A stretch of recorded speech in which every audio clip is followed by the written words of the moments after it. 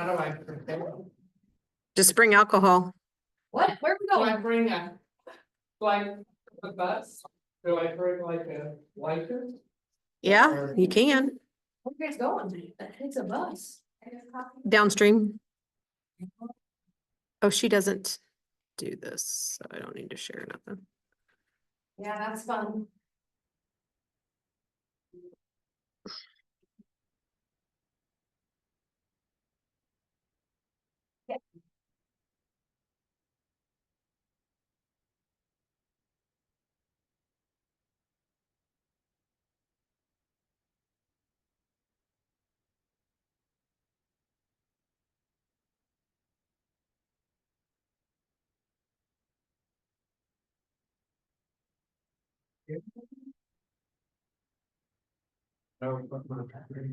January of 2025.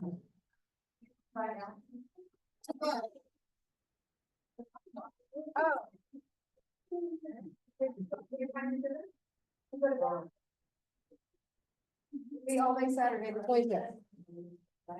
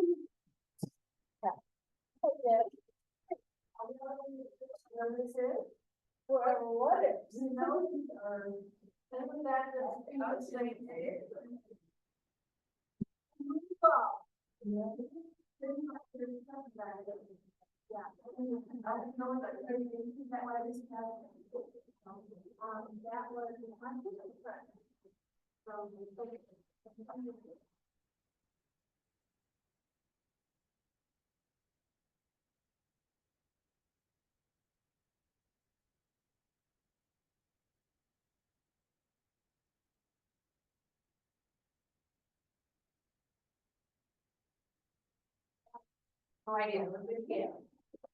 Kind of a hard confusion. Oh. Did I get you paid to work when you drove by me? In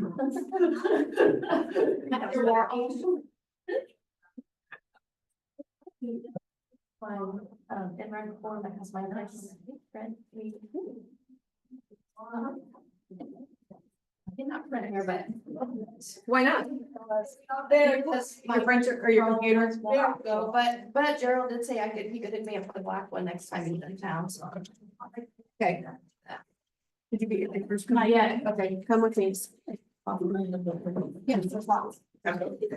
I didn't say, hold on. Yeah. You want to listen to that? Why did I get a big? Hi. Here. I think that's from Yes.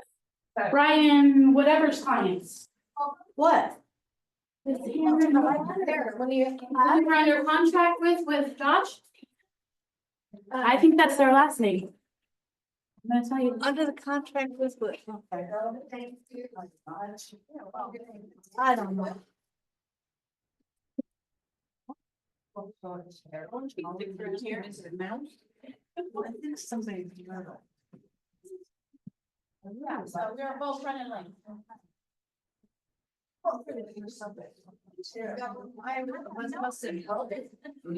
was just old, but it was like low, come to the ground, but it was not. So I like that. But. Yes. How is everybody this morning? Good, great. I mean, it could be warm around, but besides that, yeah. I'll say Florida was not real warm when I was there. Was it not? No. That was a little disappointing, well, a lot disappointing. Yeah. Well, we were supposed to go in October when the hurricane hit. So our place got. Well, we were down at Fort Myers Beach. We hadn't been there since Iron hit, but in 22. Yeah, I didn't get to 22 and wiped it out. It's probably 35% of the condos are back and maybe 30% of the restaurant. It's that. Whatever you need. It's heartbreaking. Oh, well. It is. Too bad. I know. I would say that when you did it, and not even if you could explain that, that you're talking about, and they don't tell somebody what our commission is gonna be, but the commission is. What was she talking about? Good morning, my name I don't have nothing second, but it's where you don't tell the other agents what the commission is. Oh, Where you it's, just- yeah. We're gonna go over that some. Listing agreement, yes. It's a line And we're gonna go over it all. Yeah, yep. Better hurry. Mom, my. You go to your lady anyway. Oh, it's 9:31. It is 9:31, no. I'm here, come on. Not if you're late, it's no. If you're not early, you're already late. You're late. Do you all have new packets? Yes. I hope. Thanks, Maria. I'm well. Miranda, good. Miranda, hi, I'm Bill Lundell. Good morning, and your name? Mark. Mark.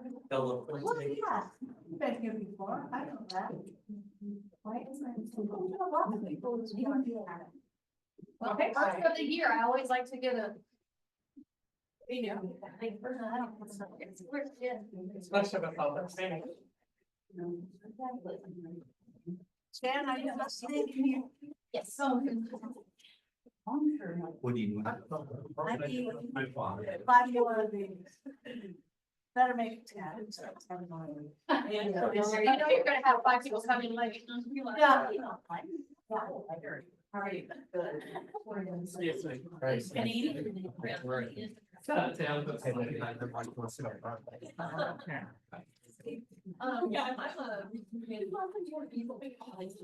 Yeah, that's why I work so many people off. Yeah, well, I know, you're like, chill, it's hard for me to sign on to them. Who were you? That helps. That helps, yeah. But, I think that's just very.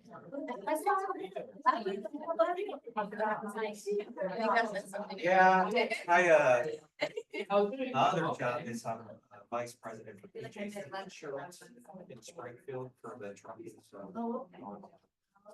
After this class, I'll head back there and. Go to the other one. Go to the other. Right. That's what I say about this job, you can do it from anywhere. That's true. Well, that's sometimes nice.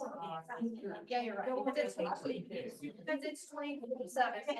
What's his name? That's right. Yeah, if you're not busy as a real estate agent, you wanna be just take Go a vacation. You're going. This is extra, that's the wrong, that's something.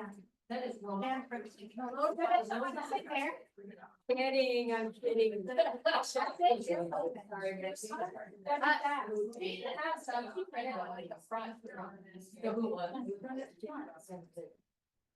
If not, who would be their shares? Unless they're gone, if they're gone, you'll have to share it. If you let me know, I will send them to you. You can have them for a template. I know a lot of you do it, you have those templates after the class. So she doesn't, yeah, just let me know. and I'll send it.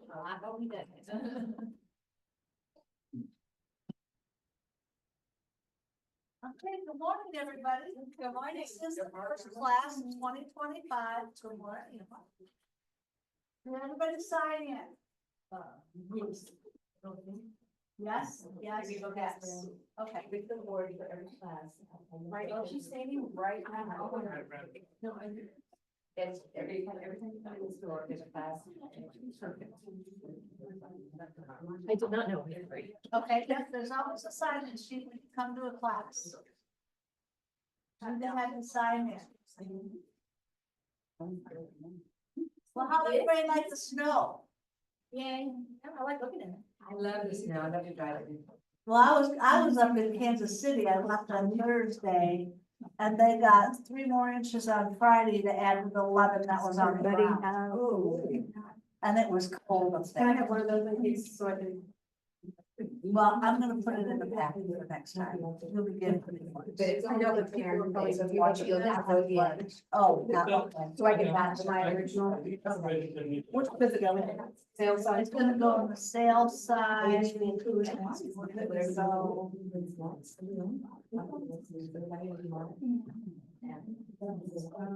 Right after the authorization for restaurant. Even the buyer's agency, they have authorization. So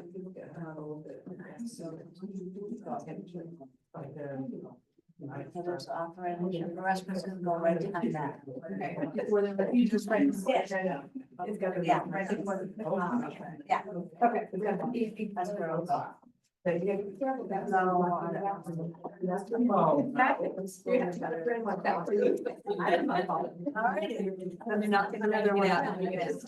Except it needs that. Okay. Do we pass those out or do you just pass it out? I'll pass them out when I get to that one. Okay. Yep, good close door. Thank you. Good morning, let's get started. This class probably gonna be long enough, seeing as we have a bunch of changes to the form. These changes actually came out on December 7th. So some of you have been working with these changes, some of you have not had opportunity to write a contract, so you haven't been working with the changes yet. I will say that there's probably some misunderstanding about some of the changes, so we're gonna go over that today. If you have questions, please raise your hand and let's go over those questions. We will not wait until the end for those. It's easier and I think everybody learns a lot better if the questions are asked when we're on the topic. I wouldn't be laughing about that. Nothing. Don't worry about it. Teach fast. Okay, and there's additional fees, we like to pay KW cares. For being a smart butt. What's nice about that? Gonna need the grown-up word. Okay. I said I need you to say the grown-up word. Oh. I'm being recorded. So I'm gonna say the politically correct. Okay. Okay, first of all, we're gonna start with your Keller Williams Tri-Lakes listing packet. First sheet you're gonna come across is the Keller Williams Tri-Lakes listing cover sheet. This should be the first sheet you fill out after you have this all complete and you're getting ready to load it up in Command. This should be the first sheet you load into Command. This cover sheet has a couple of different purposes. It's a template for you to look at some of the forms that you absolutely have to have. It also sets out the owner's information. Sometimes you are not available. Sometimes you are out of town.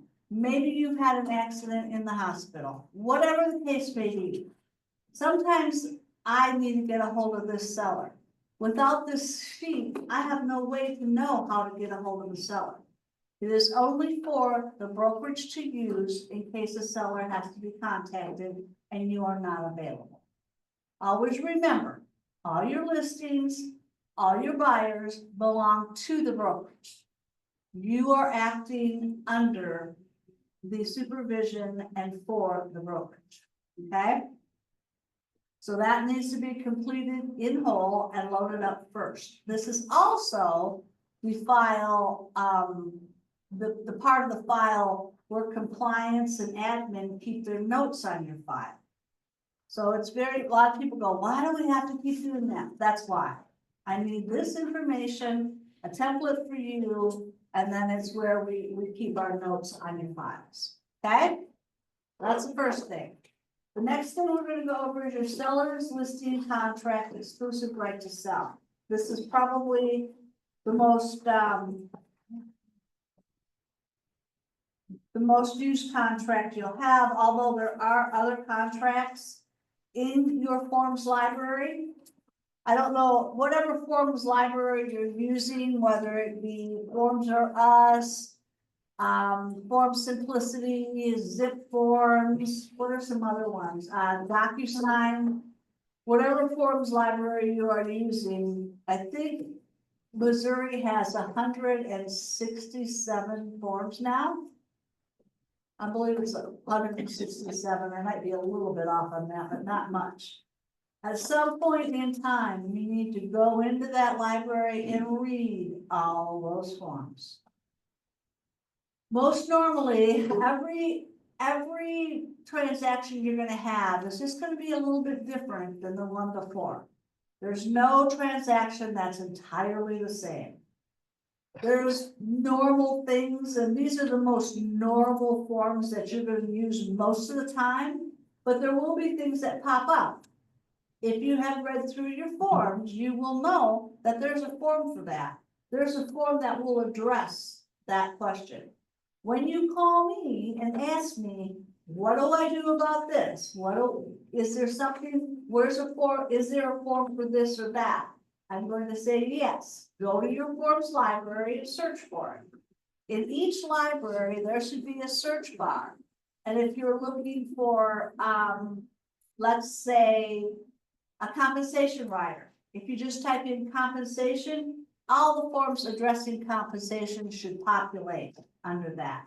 So you'll be able to pick which form you need, okay?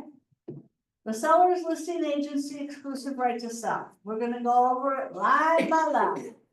And on the first line, well, okay, first of all, let me say, when someone calls you to make an appointment to list their property, do not hop in your car and run over to that property. Do some research ahead of time. First place you want to go to is the MLS. Is that property presently active? Has that property been listed before? Has that property been sold before? The MLS is going to give you a lot of information on that property. Do not think that just because it's in the MLS, all that information is totally correct. Take it with a little grain of salt. You'll be able to see where the property is, some of the highlights of the property, but you're gonna do your own research. Do not copy anything from that listing agreement, because you don't have any idea how accurate that listing agent is. Good morning, Kelly. Hello. Next place you wanna go is the county website. Taney County, I think it's taneycounty.org. You go to the county website and you wanna pull up that property. When you pull up the property, it's gonna tell you how they hold title to that property. You may know them as Bill and Donna, Smith. And actually their names are Jonathan William Smith and Donna, or Lucille Donna Smith. So you'll have to make out the listing agreement in their legal names. That's how they hold title to the property. That's how the property has to be sold. So on line 1, how they hold title, their legal names. That's how you'll put it here. Oh, and another thing. If you type part of any of these contracts and handwrite part of these contracts, the handwritten part always has to be initial. Either type it all or handwrite it all. You'll be much better off. Otherwise, if it's mixed, you have to initial the handwritten parts. Yes. So on holding title, if someone owned property and then they got married, you only put what's in the No, county. that's the only change that there's gonna be. If they got married after they bought the property, Missouri is a marital rights state. The spouse has to sign. So you do put their name on the personal line? Yeah. Because they're gonna be a signer. Same thing if they got divorced. If they got divorced, it's still in both their names unless one of them was awarded the property in the settlement and somebody actually followed through and did a quitclaim deed from one to the other. A lot of times that doesn't happen, so then we're tracking down ex-spouses to sign deeds, and it can be a little hairy. And the title company would help you find that? Not the county, right? The title company help you find The what? quick claim deed that would have been filed. Right, to right. make If it's showing up in both their names, even though they're divorced, that means that a quitclaim deed was probably not filed, unless it's really recent. Okay. But your seller's gonna know that if they have one. And if it wasn't done, they need to go back. to Unless their they hate their attorneys. ex-spouse. What? Unless they hate their ex-spouse. Well, that's what can happen, is that can become a little hairy. Okay. Line number 3, Keller Williams Tri-Lakes is always goes on line number 3, nothing else, just Keller Williams Tri-Lakes. Line number 5 is the 911 address, city, zip code, and county. Line number 7 is the expiration date. Not the date that you sign, that you take the listing, but the expiration date. A lot of people get that mixed up, and I'll get a contract that expired the same date that they signed it. So, yeah, at this time of the year, make sure you watch your 25 going in there. Sometimes 24 gets populated for some reason, and well, that was last year's. Line number 8, the sale price. What price are they going to list the property at? Good morning, Alan. Good How are morning, you? I'm so sorry. Did you Good all morning. sign in the late covers here? I didn't, but I will. Okay, yeah, you need to. Okay, and then terms or other considerations, if there's any special terms, that goes on lines 9, 10, and 11. Okay? Some special terms might be, maybe they're an investor and they're putting the property on the market, but they really can't close on it for at least 3 to 4 months. Because of tax reasons, because of whatever reason. So they may have you put in there, okay, if this property closes before a certain date, it will have to be either be a lease purchase, an owner finance, they can lease it until you can close at a certain time, whatever terms they want that to be done, okay? Line 12, checkbox if the legal description is attached. If it's a lengthy legal description, like a long meets and bounds description, then you'll probably want to pull that from the county records. You can have the title company pull a copy of the deed. And that deed will have the legal description on it. Then you will check box 12 and attach that to this contract. If you check box 12 and do not attach a legal description, it's gonna get sent back to you. So if you're not attaching one, don't check that box. Okay, and as always, read through these forms. You need to know what every paragraph of this form says because it's your responsibility to explain what's in this contract to your seller. Okay? And they may have questions, so you should know exactly what each one means. If you don't know, ask. If I don't know the answer, I'll find out the answer. Okay? So make sure you've read through them all and can explain the contract. You should not be just sending documents and say, sign here, sign here, sign here. If you do send documents electronically, you should really encourage that customer to call you when they receive the document and you both go over it. Electronic signature has made us lazy. Has made us think, oh, okay, just throw it in there. And then I get people coming to me and go, we didn't even know we signed that. Well, a little bit of shame on them. They should be going over what they signed. But a big shame on you for not explaining to them what they do have to sign, okay? Broker compensation and cooperation. Okay, there's several different ways an agent can be paid. There can be a retainer fee. Do you want to charge a retainer fee? It's self-explanatory. If you're charging one, you put that amount on line 25, 27, and line 27. The retainer fee will or will not be credited against any other compensation that you may receive. Okay? I could see this becoming a thing with a buyer's agency more than a listing agreement. But I could see a retainer fee being up and coming thing for a buyer's agency. Okay? The retainer fee shall be due and payable to the realtor on the effective date of this listing agreement. They're gonna hand you a check within blank days after the effective date of the listing contract or at another time. Made out to Keller Williams, right? Yes. You can only be paid by Keller Williams Trilakes. So Keller Williams Trilakes is the one that collects all the fees. The next question is gonna be, do I have to pay my, part of my cat management off of that fee? Yes. If you are not capped, you will get charged your 36%. So what's a typical, at this point, what's typical retainer fee? Well, for a listing agreement, you can, okay, here's what, a lot of times, or almost all the time, I charge a cancellation. I'm charging them $750. if they cancel this contract for any reason before the expiration date. So you could also look at that as being a retainer fee. You could charge that upfront. And then most normally, and there's no set fee, it's whatever you want to do. Most normally, that would be credited towards the commission or the compensation when the property sells. But the retainer fee is not anything they get back. Okay? Alan, Yeah, where do you put the cancellation fee in the contract? I put it in special agreements, Special. or, Okay. you can also put it, wait, I might have been doing it under other compensation. Okay, I used to put it in special agreements. okay, Okay, but we'll get up to that. okay.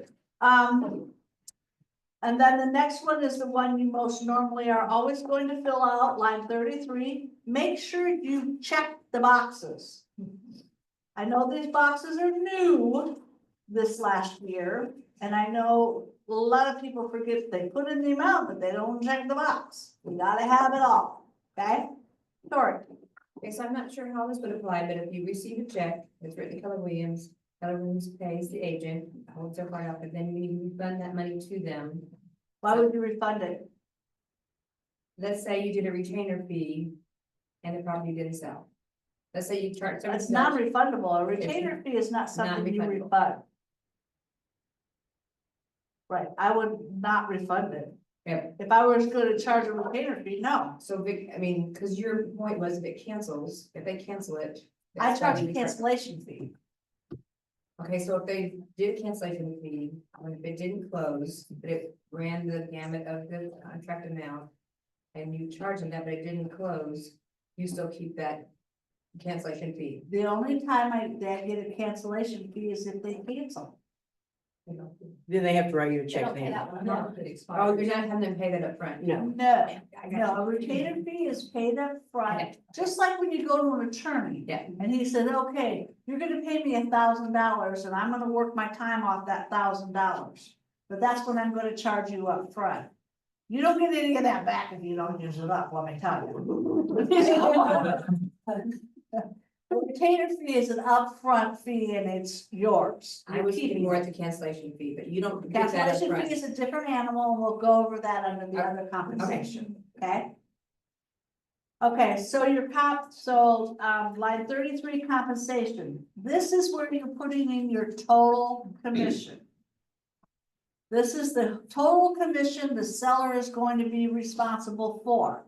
So if the seller is paying your commission as well as allowing you to offer a co-broke compensation, it's just the total of that.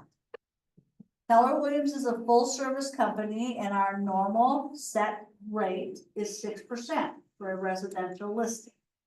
Okay? And as a brokerage, as a company, and as your broker, I can set that rate. And that is 6%. Okay, that's a total fee. So that's what you would put on line 38, a fee in the amount of 6% of the sale price. Now, sometimes when you're listing a little bit more economical property, like say a lot that are selling for $1,200 or $2,500, you will determine what your lowest base fee is gonna be, and that would be on line 37. Myself, I don't do anything for under $1,500. So if the lot is $1,000 lot, we're gonna list that lot for $2,500 and I'm getting 1,500 of it, right? And then maybe the seller wants to offer a bonus. Or let's see, there could be a couple other things that they throw in there with it. Yes, Nikki? If we're gonna take a listing for under 6%, since you're setting that fee for us, do they need to call you? Yes. And if tell it's you why gonna we're be taking into account? significantly less, otherwise I'm gonna be calling you when I look at that contract. Okay. So probably best to call me and let me know, hey, this is my daughter, this is my granddaughter, this is my parent. This is somebody I that buys and sells 20 properties a year with me, whatever the reason may be. Yes, call me if you're going to do a reduced fee so that I already know that. And it saves me a phone call to you. Cause I will call you. Yes, Okay, so this is new terminology for me, so I apologize. I transferred from Keller Williams Springfield. We'll Okay. talk about it a little differently there. okay, So basically, when I'm talking with a client, I can say my broker charges 6%. my broker's, yes. Okay, as That opposed is to I Keller charge Williams 6%. Tri-Lake Speed. Okay, so then, is there room for negotiation with that, or you're? and There's Chris- always room for negotiation, Okay, but there should be a good reason. should be. Don't just start cutting your fee. Right. Don't go in there and go, well, normally we charge 6%, but if you give me this listing, I'll do it for 3. Right. Don't do that. Don't do that. That not only hurts your, your standing as a professional, but it hurts the industry. It hurts the industry as a whole. Yes, so, I mean, they're gonna try to beat you down, and the longer you do this, the better you'll get at fighting for your own fee. So whenever they offer a incentive for other agents to bring in, where would you put that? Other, And so you list that under other after, and the that's 6% it, would that's be in there. included and over above the fee. Okay. Yeah. Above. Yeah. So I think, Christopher James, he just got what did Christopher, just got a bonus on a condo, yeah. And he just, and of course, we can't advertise that in MLS or anything related to MLS, but you can certainly, he did a Facebook post, I think. You can put it on a sign on your property. And if your seller is allowing you, we're gonna get to the co-broke conversation, but if your seller is allowing you to co-broke part of the commission that we have on line 38, you can get a rider for your yard sign and put 3% buyer broker compensation. That's a good idea. That's a real good idea. You can do that.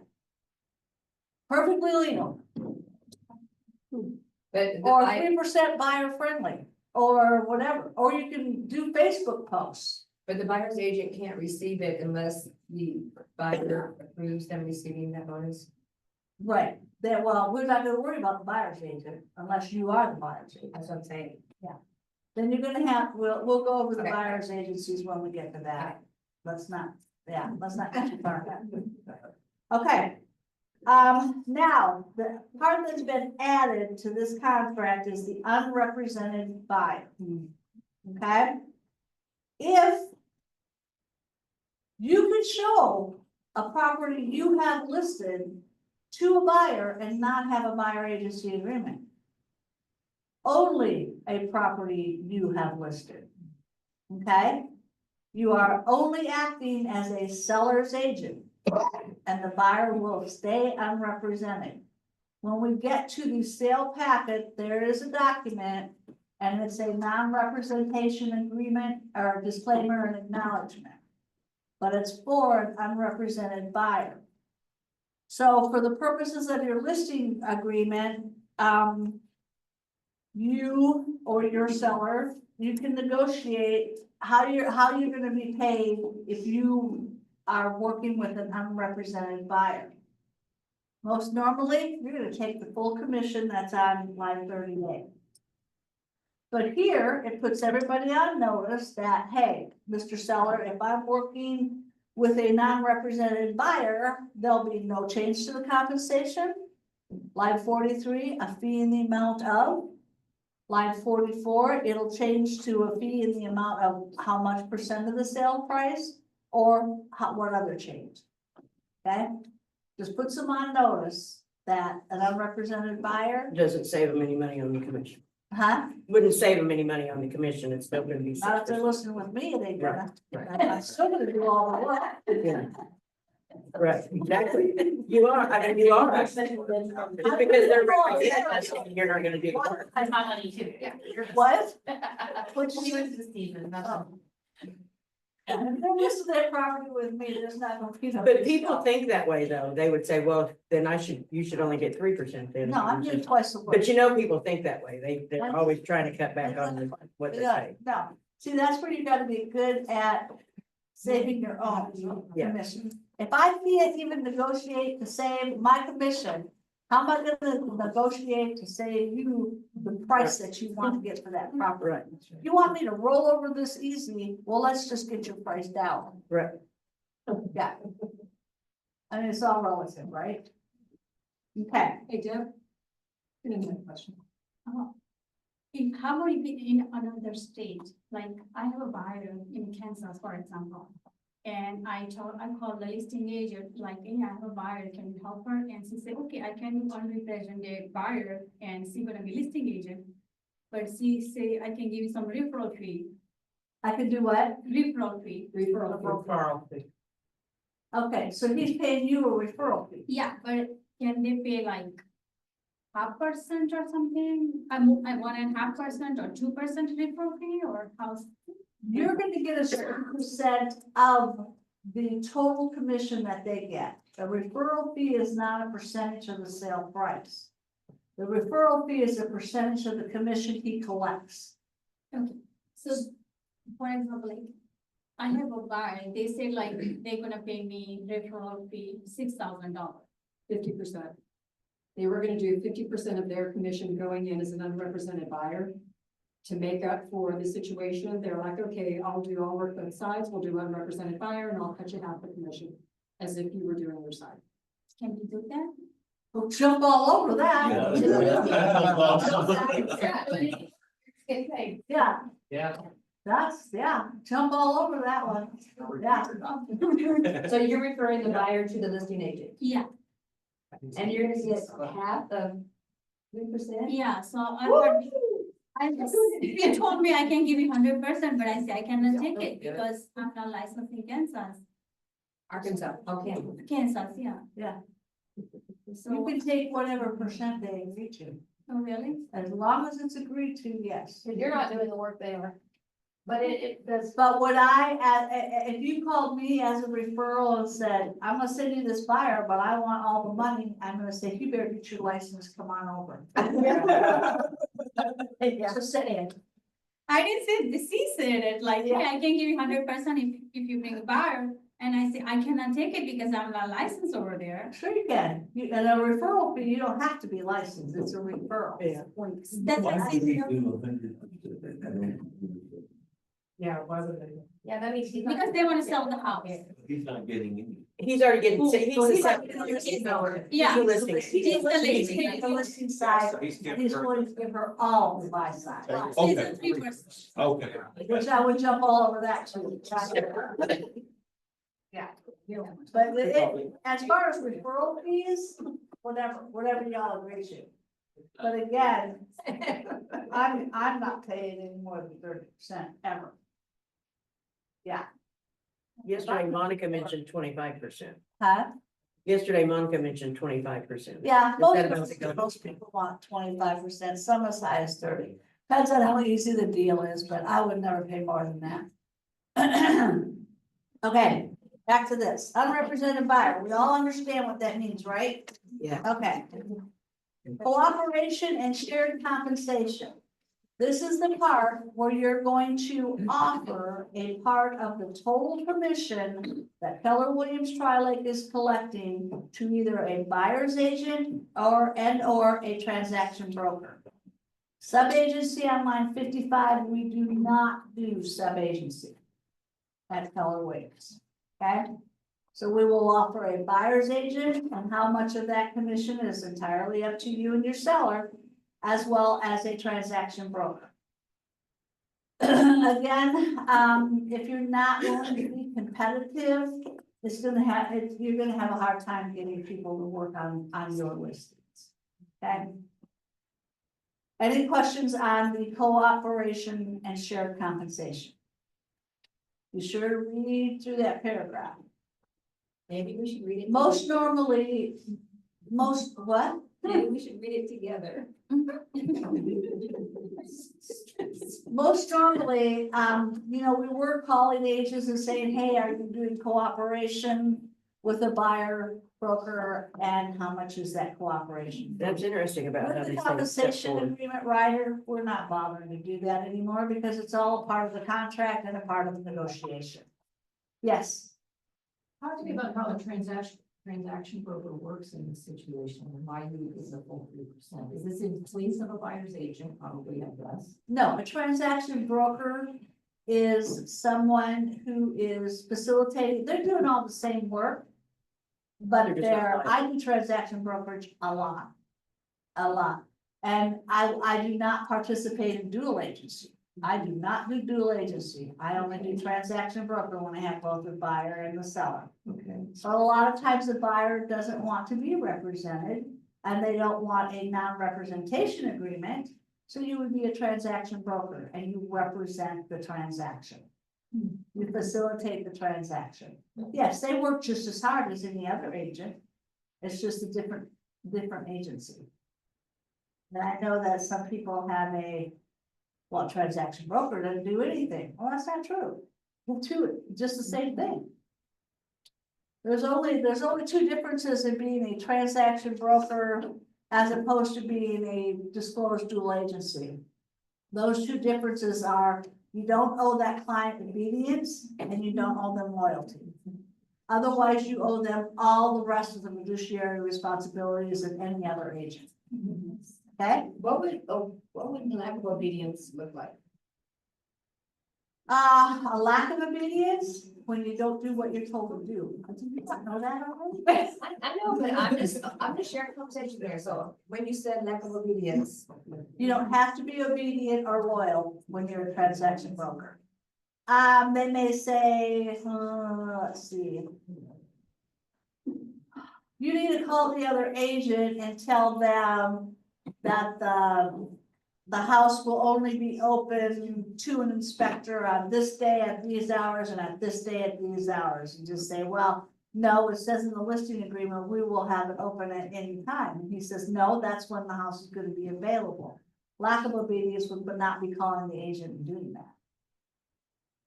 Because their direction to you was perfectly legal. Okay? All righty. Then we have a new section, section 61, and actually 60 through 66 is the owner authorizes you to disclose shared compensation and the amount. The owner authorizes you to disclose shared compensation, but not any amount. The owner does not authorize you to disclose shared compensation or the amount. Or check of only, and the offer of compensation excludes specific brokers or agents. Okay? So you gotta pick one. Choose one, multiple choice. Owner agrees to pay realtor other compensation, and this is where I put in my cancellation fee. A fee in the amount of $750 due and payable if owner cancels listing before expiration. Okay, going back up to the other. So if you have a listing, another agent calls you, and 63 is the box that is checked. Authorizes realtor to disclose whether a shared compensation is being offered, but not the amount. Right, You can say we're offering some, but we're not gonna tell you how much. if they call you and say, are you offering a shared compensation? Yes. If they ask for an amount, say, I'm not at liberty to disclose that. And so that's why my question is, so how then is that negotiated on the buyer's agent side? Because they're gonna send you a compensation rider with that contract. They don't care what you say, believe me. They don't care what you say about what their buyer's agreement is for a certain amount. They're gonna ask for that amount. Okay? So whether you disclose it or not is neither here nor there. So that agency agreement, the compensation agreement can be countered. Yep, that is a part of the contract now and can be negotiated. So then you would send it back on what you will, or you Yep. still say, I'm not telling you. No, well, of course, you have to at that point. Okay, When it gets down to the contract, then it's gonna be okay, disclosed, yes. okay. Okay? Any other questions on the compensation? Okay, protection period. Protection period I liken to the lock of a door. It keeps honest people honest. You usually put in a protection period and that just says, Mr. Seller, if you sell this property to a buyer that was represented by a realtor during the listing agreement, you still owe the commission. There's a caveat to that. You will have to have provided that seller with a list of the buyer's names. Okay? So for you to enforce that or kick that in, be sure to provide that list. And that list has to be done at the time of cancellation. It can't be 3 days later. Expiration, right. Yeah, at the You time. better have it ready for when it expires. Well, most normally, if you have a listing that's gonna be up for expiration, you're gonna be talking to that seller Mhm. a couple weeks, 10 days, a week before. If they say, no, we think we're just gonna wait out the winter, we're gonna go ahead and wait till spring, then you need to start working on your list and get it to them if you plan to present one, Mhm. okay? 99.9% of the time, there's nobody who provides that seller with a list, so. Well, It's if you really, provide the list, then you're giving them all the people that were interested in their property. So then, what? so if you give them the list, then they can be calling those people and say, I'll wait 90 days to sell my house to you. They could. Yeah, okay. But don't you wanna be paid on that Mr. Johnson that came in 2 weeks earlier and decides, oh, it's expired, I'm gonna go in with the juggler. I know But that, again, if they wait until outside the protected window, you're not gonna. and you've given them. Just saying. But you can't tie them up forever. Yeah. This. And if people are gonna do that, I mean, so be it, whatever. So you changed it to 30, is your suggestion 30 days now? What? Your suggestion is 30 days now? No, just whatever. I put in 30. You can do whatever you want. I thought these they usually said. Most people put in 90. I don't. It is what it is. I'm not gonna worry about it. Again, these are how I basically fill out forms. A lot of the agents will take these and use them as a template. I'm not saying you have to do it exactly, but these are the parts that have to be filled in to pass compliance, okay? Owner seller concessions, that's a new part to the contract. Yes, they will pay seller concessions in the amount of, no, they won't agree to pay any, or they may consider at a later date. I usually put consider at a later date. We're not saying, yes, we will, we're not saying, no, we won't, but we'll consider it. Okay, And you do not put that in the listing. huh? You put that in agent remarks on the listing. Not necessarily. Okay. If we do check no, and then. Yeah, if you do check no, then I would put it in the agent remarks, seller will not pay any concessions. Okay. That can, and the seller can change their mind, you know.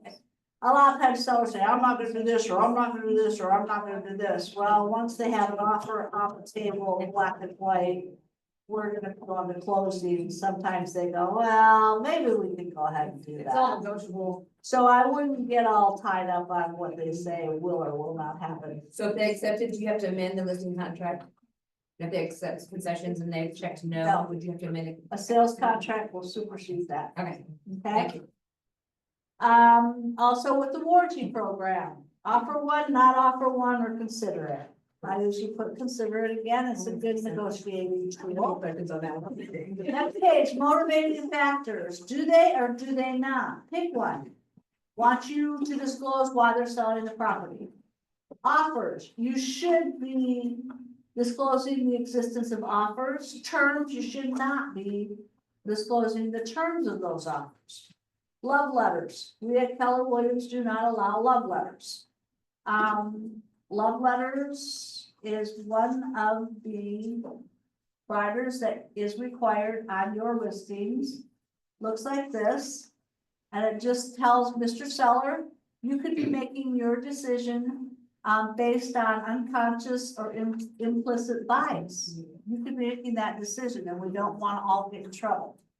And you've made your decision based on a protected class, okay? Current representation agreement. So you've gone to the, they've called you to list that property, you go to the MLS, and here it is, it's still active on the MLS. So you know that they currently have exclusive representation. We need to talk about that. That they may be really mad at the current listing agent and they've called you because they want your listing to go to effect immediately after that one expires. So, you know, if it's a week or less, I would go ahead and do the work. If it's longer than that, I probably would wait until a little bit closer to the expiration date of that listing. Here's why. You're gonna go in, you're gonna do all the work, you're gonna do the paperwork, you're gonna get the pictures set up, et cetera, et cetera, et cetera. Well, it has 2 more weeks left on that listing. And lo and behold, the listing agent pulls out a miracle, brings a buyer during that 2-week period. So all the work you have done is for nothing. Okay, so be careful about doing that on an already listed property. Okay, general conditions, owner's disclosure, well, line 113, will they or will they not complete a seller's disclosure statement? Should always try to get a seller's disclosure statement. The person that owns the house is the most knowledgeable of that house. Seller's disclosure statements in the state of Missouri are not mandatory. Now with our little oxymoron, it also has a statutory. Statutory means state,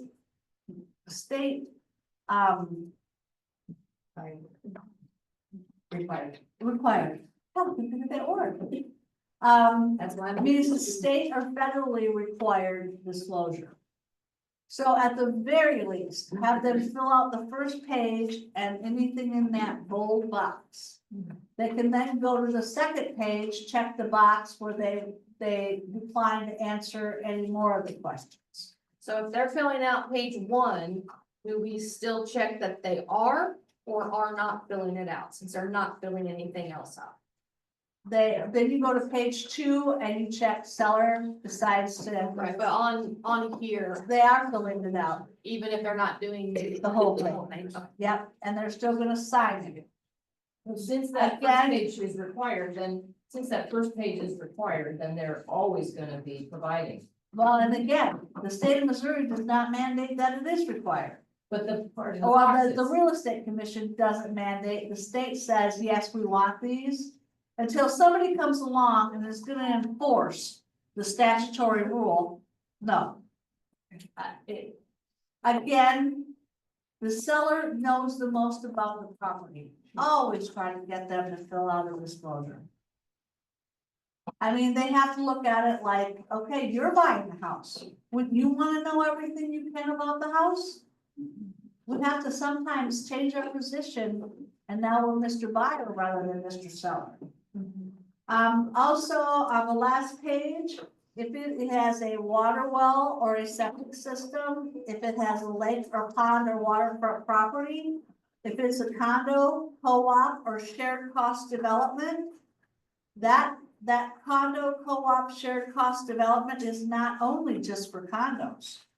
There's some associations that have an HOA where you have home ownership, but you still have a shared cost development. You still fill out that disclosure. As well as a pool or hot tub. That means a private pool or hot tub, not a community. Okay? Try to get as much as you can for them to fill out. Okay. Read through everything else, lead-based page disclosure, now that is federally mandated, and that is required if that house was built prior to 1978. On the lead-based page disclosure, I will tell you that for 2 years in a row, Keller Williams won the esteemed award of having the line 36 of this disclosure not bearing the listing agent's initials. Easy to miss. So for 2 years in a row, at our board of directors meetings, I got the award. I'm so sorry. I don't like that award. It was not one I was looking to get. So, line 36, very important, you initial and sign this document also, okay? Representations, this is where we're going to go into different types of agency. Also on line 146, is the seller is or is not a foreign person? It is easy to sell a property to a foreign person, but it is not easy for a foreign person to resell a property. There are rules, regulations, and laws that the title company will need to look into, depending on, I think, what nationality or whatever, but the title company will know about that. So if they are a foreign person, you're gonna wanna call the title company right away to see what they need to do, okay?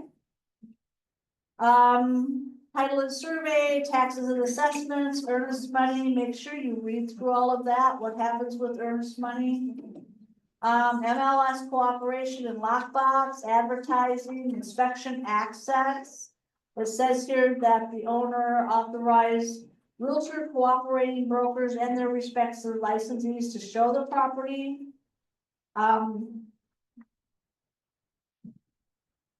Allow third parties to make inspections, and the buyer can now do their own inspection if they so desire. As long as they can provide you with a written report, they can do their own inspection. I want to draw your attention to line 219, recordings within the property. Always believe you are being recorded or videoed when you're out showing property. The owner needs to understand that, yeah, we all know that you use Ring doorbells and you have recordings and you have video in your property. But you need to be aware that you may result in, that this may result in a violation of state, local, and or federal laws. Every buyer has the right to expect privacy when they are viewing a home. So if your seller has a recording, video, and or audio, tell them they can't use it for anything. And they cannot call me and let me know how badly you conducted yourself at that property, which I have gotten those calls. More than once, is the sad part. Your opinion on that property doesn't really matter. When you're showing a property, just show the property. You don't need to say how ugly the wall color is. You don't need to say what a terrible house that is. You don't need to make any comments, doesn't matter. Okay? Because I will hear about it. The one that really corked me was the one where the people looked at the property and then they went on the front porch and negotiated for 30 minutes how they were going to make the offer on the previous property. Yeah, that seller was not happy. Anyway, they can do the recordings, but they can't use it for anything. And they better not show up on Facebook when Brad Pitt is walking through their living room. Because they will get sued. Okay, legal and professional advice. If there's any part of this contract they don't understand, they should seek legal advice because it is a legal binding contract. Franchise disclosure, section 11, 236, always mark that. We are a franchise. Owner's consent to brokerage relationships. We do designated agency, meaning you are a designated seller's agent, okay? For designated agency, I have to sign each agreement. I have to sign it first before the client signs the agreement, otherwise the disclosure is not valid. So you have to get my signature first. If for some reason, and I try to keep up on them as well as possible, I don't sit at my computer waiting for your document to come through though. But I check my email several times a day and get them signed as quickly as possible. Thank you, Deb. You're welcome. Yep. I do not need a message saying you sent me one. I do not, oh my God, that phone call. If for some reason I cannot get to your document before your seller has to sign it, just don't put a date stamp for my name. Type in a date that is before or the same date. The dates don't have to be timed. If you use a date stamp, it uses the date and the time. You don't have to have the time. So either type in the same date of the date they're signing or a day before or whatever. Let them go ahead and sign it and I'll sign it after the fact, but we're not telling everybody I do that. This did not get recorded, this part. Online 26061, if you are an independent agent, your name goes there. If you are part of a team, all your team members' names go there. 262 is where I sign. Sorry, So on that, so when we first talked about, you talked about typing and handwriting. So if they hand signed the contract, they needed it. that's different than filling it out, Okay. okay? Filling out part of the contract is filling in some of the blanks. So you have everything ready and you sign it and then we handwrite in the agreed price they're gonna sell it for and then they can sign it. We only initial the price Right, and they don't have to initial No. the signature. no, they can do wet signature, okay? Thank you. Do we all understand about that designated agency? Okay. The next part, conversion to dual agency. Again, I fill these out like I do business and I do not, it's a yes or no question. I do not participate in dual agency. The rest of them should all be yeses. They address designated agency, designated seller's agency, designated dual agent or transaction brokerage. Okay? 314 licensee's personal interest. If you have any personal interest in the seller or the property, it has to be disclosed. You also have to put that in the MLS. That you are related to or have an interest in that property. Line 329, check the box, owner and realtor expressly acknowledge and agree that changes to this listing contract made by the persons identified below via email sent to and from their respective email addresses.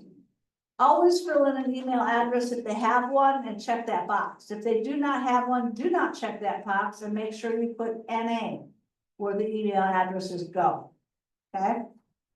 It has to be filled out. What is the advantage of that? I get frightened about the idea that they've sent me an email to change something, and for whatever reason, I don't see it.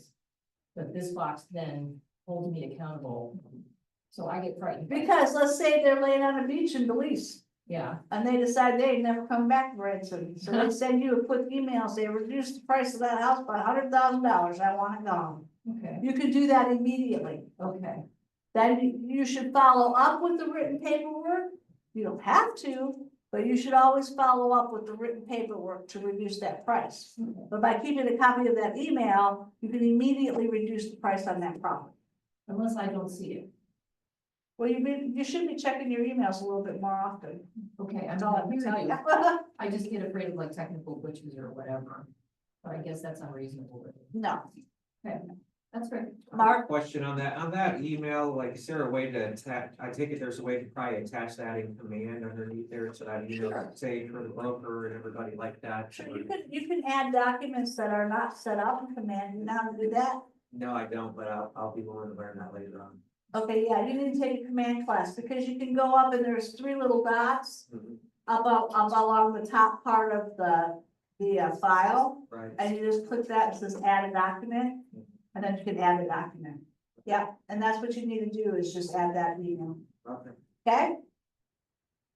And that also, it says, also, electronic signature, wet signature, facsimile signature are all considered original signatures. Okay?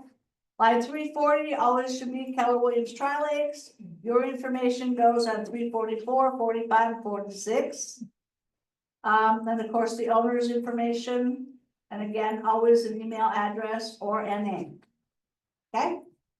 Then the last 2 pages again go over the different types of agency. Okay? Another document that I didn't go over is the MREC broker disclosure form. I did not have that in my bag. You have it in the. It's in the sales. sales one. It's in the sales one, okay. The MREC broker disclosure form, we'll go over that in a minute. That should be in both your packets. You should be carrying those in your car along with your buyer's agreement. The MREC broker disclosure form states that you should be giving that disclosure form and going over the different types of agency available to a person in the state of Missouri. It also discloses the types of agency Keller Williams Tri-Lakes participates. Okay? And you have a listing contract amendment. If anything changes in the listing contract, you fill out the listing contract amendment. Another part of your package is the measurement disclaimer. Oh my gosh, I have used this more than once. This measurement disclaimer is required on all listings.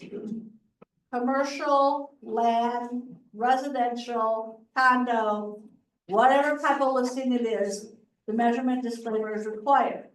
Basically, this document says, Mr. Buyer, we have taken our information from the assessor's records. That's where you want to get the information. And you always use the base, not the adjusted square footage on the assessor's records. The assessor's records, adjusted square footage allows for garage space, porches, and patios.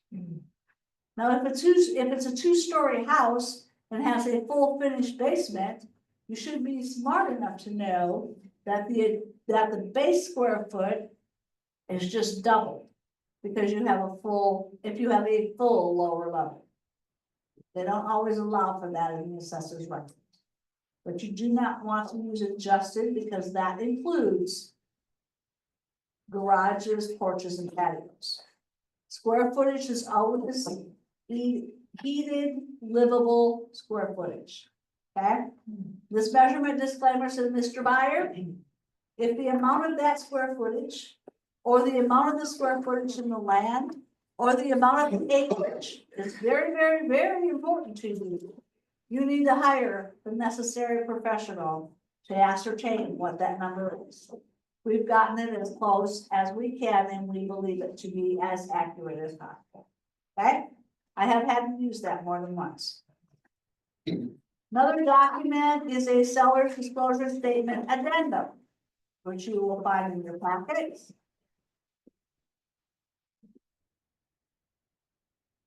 Let's say that something happened during your listing period, or you had, go ahead. Are we on the same packet of the listing or do we need to say? No, this is the listing. Okay. So let's say that something happened to a system, while you have the property listed. So rather than go through and do a whole new seller disclosure, you can use this statement addendum and add that too. Okay, the furnace got replaced because it blew up. Or whatever. Or, let's say you had an offer on the property, the house had an inspection, and some things showed up that the buyer walked, but the seller went ahead and fixed.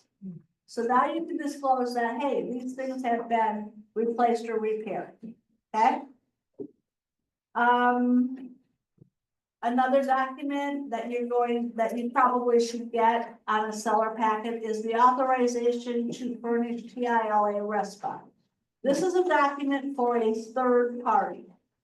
Can be an attorney, a lender, a financial advisor, whomever may have opportunity or cause to talk to you about the seller's financial status. You should be providing this document to that third party, which gives them permission to talk to you about that, okay?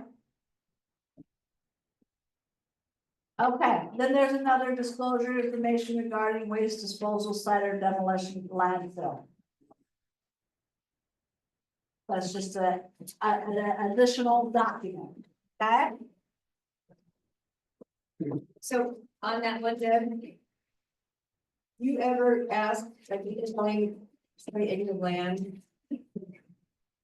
If they don't disclose that there has been bill brought in, how do you pursue that? Being someone who dumps bill places and also bill off of places. If you're listing some land I asked them, yeah, well, you have the, And if you make there's them fill also that, a disclosure statement for vacant land. but you don't make everybody fill that out saying, no, there is no bill anywhere on the property. No, you can't make them fill out anything. But the question should be asked. There are a lot of places that have bills.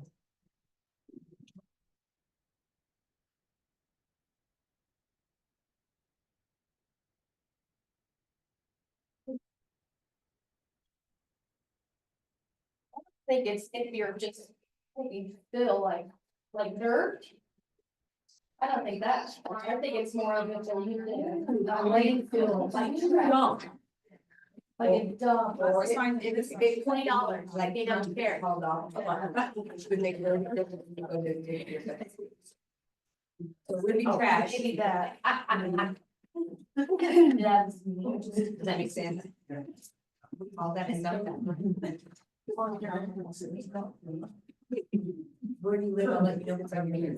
I think it's a demolition landfill or dump is what they really want to know about, not just clean fill, what we call clean fill. Yeah, disposal site of demolition. So demolition that would consider it was concrete, I would say. Yeah. Yeah, I would consider it if they, I guess somebody pulls in the parking lot and dumps. yeah, I would say that's demolition. It needs to be disposed. Yeah, So the cover sheet lists all the documents that you as our road commissioner requires for compliance, is that correct? yes, So it does say that broker disclosure is optional on the list. right, it's not, it is, you don't have to have it as part of your packet, Okay, but it is something that you are required by the state of Missouri, MREC, to provide to everybody you talk to about real estate. either listing or buying. Right, any person, whether it's your mother, your brother, the waitress that pours your coffee in the morning, whoever you talk to about real estate should have a disclosure and be explained the different types of agency available to them in the state of Missouri. That's the first I've heard that. That's not the first time I've heard that. So Deb, I have a question about the compensation because, and I may have misunderstood you. Okay. But when this change started, we were asked, we could talk about what your compensation would be. You know, how the agreement or how, like, yeah, we're paying 3%. But we had to call and ask, and we couldn't sneak it into the listing, or, you know, we joked about different ways that we could, you know, put it out there, but then I thought I understood now that you said we could put it on a sign. Yeah. Did I You misunderstand? cannot put it in the MLS. The MLS cannot address any kind of compensation at all, ever. But it doesn't say you can't, the law doesn't say you can't advertise that any other way. You can Okay. put it in the newspaper. You Okay. can put it on a sign writer. You can put it all over Facebook, any kind of social media. You just, it just cannot be, it cannot be offered through the MLS. Okay, Mark? Okay, this might be a dumb question, but so agent view MLS sheet, is that, do you just print that off and attach it in there, or? Yes, Okay, so it's just pretty much after it's in there, like if we were gonna show you, just print that off. right, Okay. just Yeah. wanna make sure. yep. Okay, now we're gonna go over that Missouri broker disclosure form. I don't know how I missed that on the list. Anyway, okay, we're gonna go over a sale side of the transaction. Again, you have the Trollic sale cover sheet. Again, it has the suggestion forms that you're going to need in your compliance file. Also, a buyer's agency, if you have the buyer.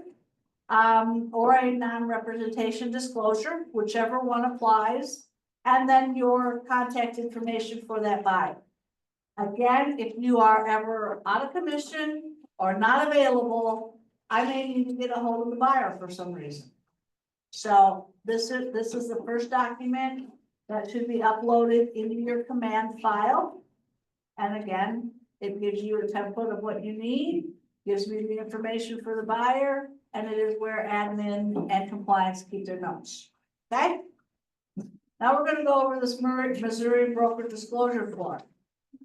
I don't know if you've ever read this, but it says this disclosure is to enable you, a prospective buyer, seller, tenant, or landlord of real estate to make an informed choice before working with a real estate licensee. Missouri law allows licensees to work for the interest of one or both. Okay? Missouri law requires that if you want representation, you must enter into a written agreement. This may or may not require you to pay commission. There's a lot of information in this Missouri broker disclosure form. You need to read it and understand the different types of agency, as you will need to be able to convey that information to your buyer or seller. Also, down below, these are the types of agency that Keller Williams Tri-Lakes participates in. And then you need to type in the information below. Okay?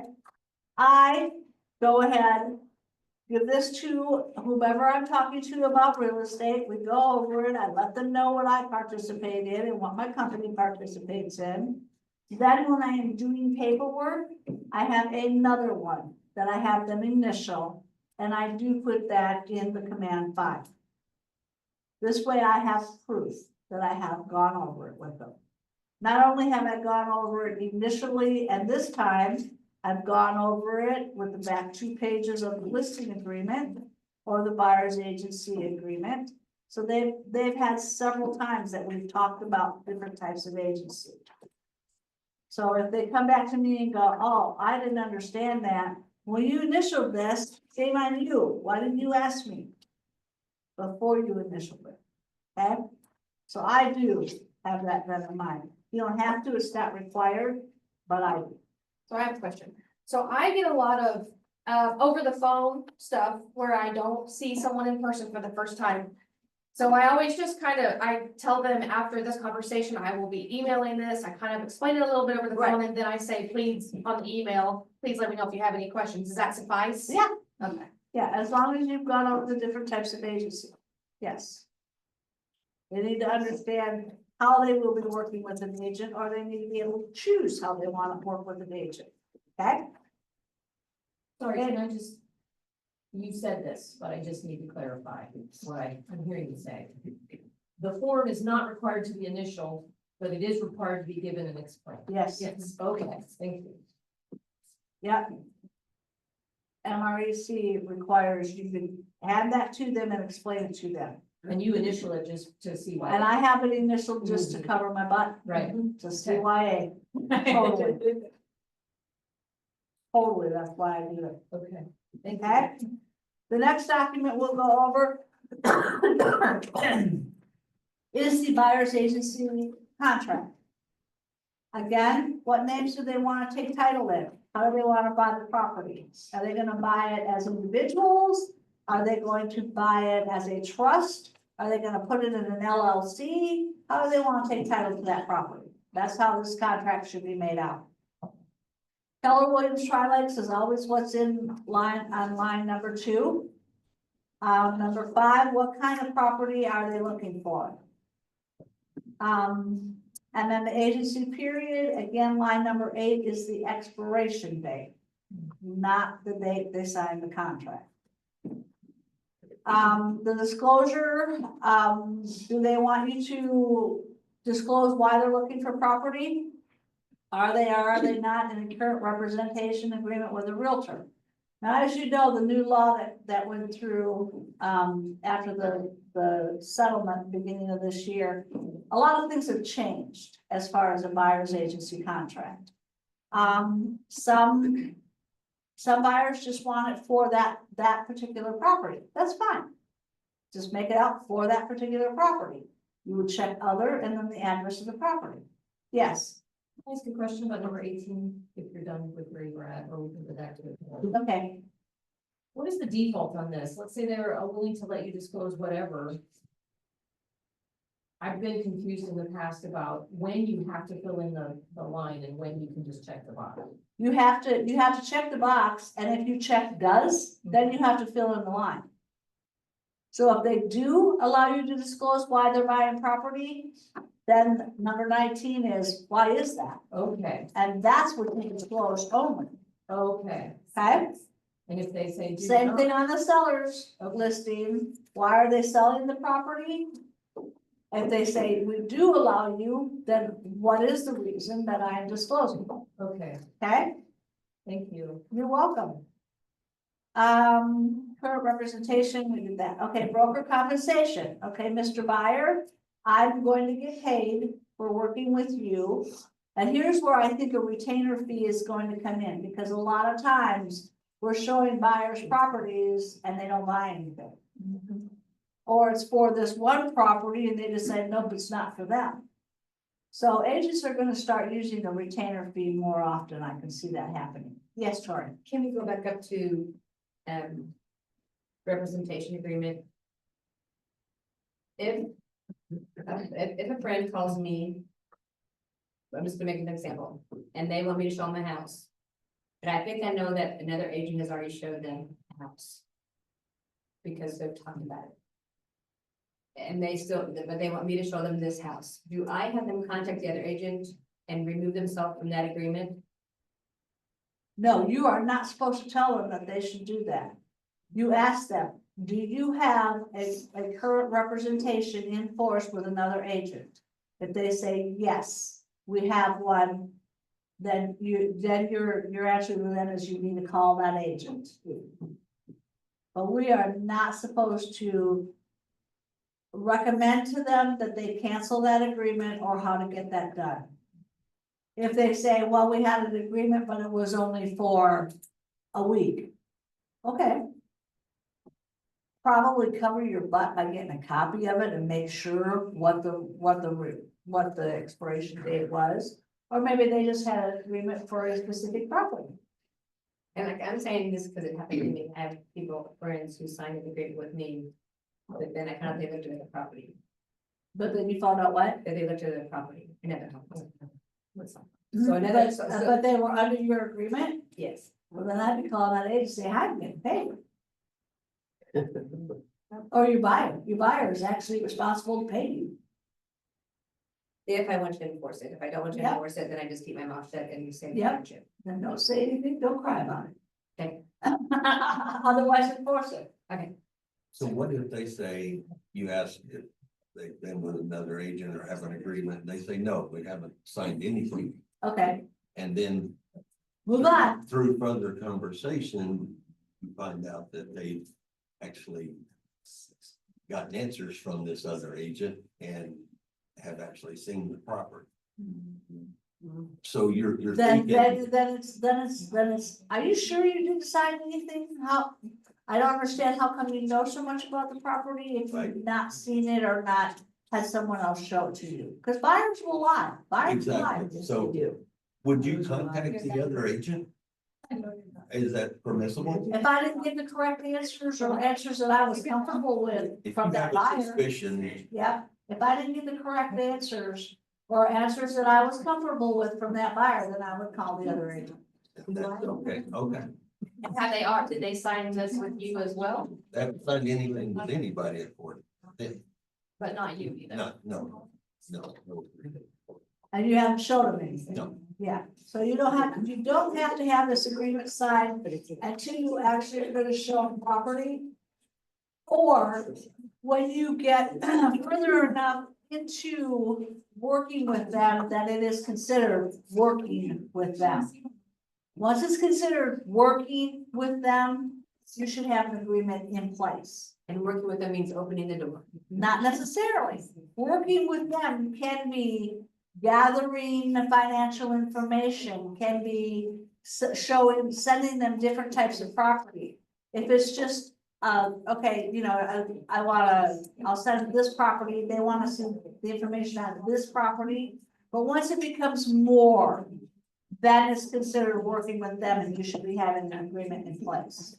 Not only because of the law, but for your own self, to have it in place, okay? Retainer fee, the listing agreement for a buyer is very comparable and a lot like a listing agreement for a house.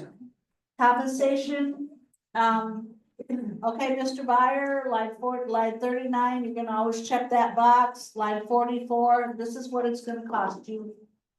But we will always endeavor to collect that from the seller, but please know, if we cannot negotiate that, you are responsible for this amount.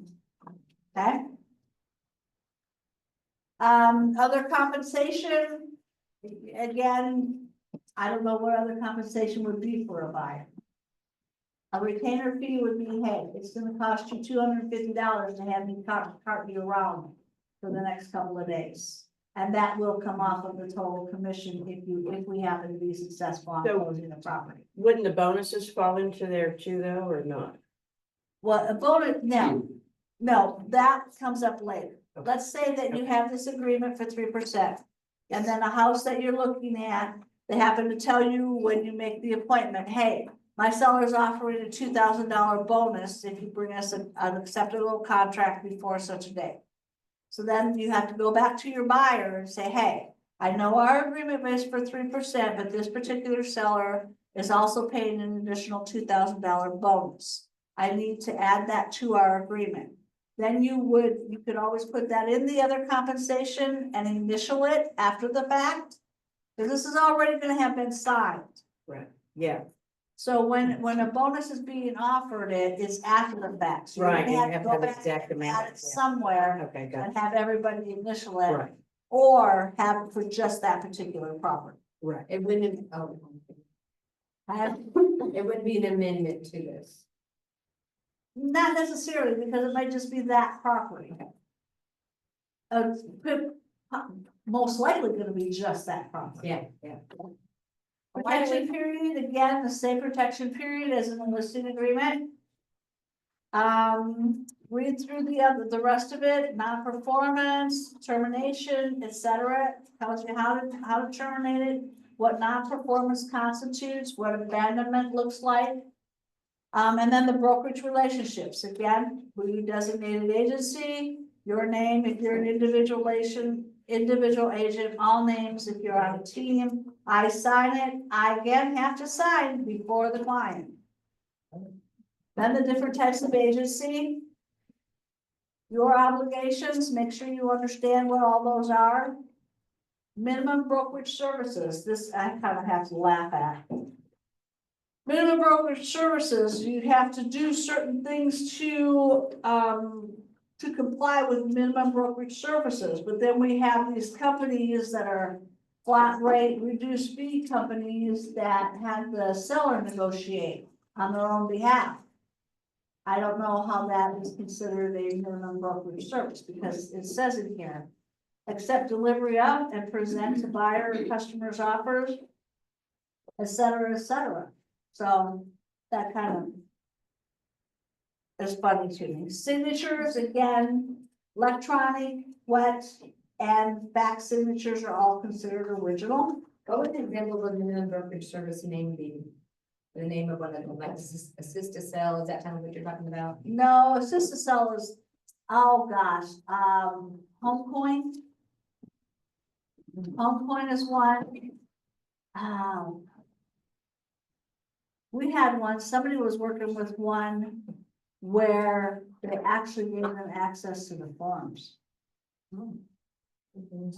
That is a no-no. Wow. No, Okay, so no, explain that no. to me. What happened now? The other company, the minimum service company actually gave the seller forms, access to forms to fill out. Wow, because they don't wanna do their own work. Right. Yeah. If I come across that one again, I will definitely want to turn them in. That's a big no-no. Again, line 198. If they can communicate through email to give you directives. Franchise disclosure, line 218, that always has to be checked. Again, the signature is the same as a listing agreement. The last 2 pages are agency, and you've gone over again. Always get an authorization to furnish TILA RESPA disclosure from your buyers. And again, this is for a third party to give you financial information because you are going to have to talk to their lender. Most buyers not only don't know what kind of a loan they're getting, when it comes to concessions, they have no clue how much concessions they should be asking for. These are things that you're gonna need to talk to the lender about as soon as you identify a property that they wanna make an offer on. Your next call should be to the lender after you get all the other information from your buyer stating, hey, we're making an offer of this much, what kind of a loan will they be getting? And how much should we ask for concessions? Okay? Okay, and this is where a new form, if y'all wanna come up and get one of these. Or if somebody wants to hand this out. I'll just pass them. Take one and pass them. No. No, tell me what to do.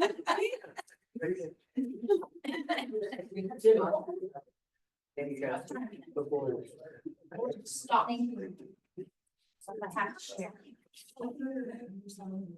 Help you out now. Or you might have to share if you're down. Okay, this is a non-representation disclaimer and acknowledgement for sale of property. This is where I was talking about the non-represented buyer agreement. If it is your listing, you can have them, you can show it to them, and you can do the offer for them, but they have to make either a buyer's agency agreement or a non-representation agreement. You're gonna need one of the two forms filled out for every buyer. If it's your listing, this is the only time you can use this form. And it specifically sets out that you are working for the seller, that they are non-represented, and that they will not be paying you a commission, but the seller will be paying your commission. Okay? And the buyer has to sign this. If they're not gonna sign a buyer's agency, they have to sign this, yes. Would this apply to my team? To your If what? I'm the listing agent, would this rule apply to my team? Yes, Okay, yes, okay, just your listings, yeah. okay. Yeah, because you're named on everything anyway. Even your buyer, do your buyer's agents, are they named in their own? Yeah, they're on. Okay, they don't do everything in your name? Mhm.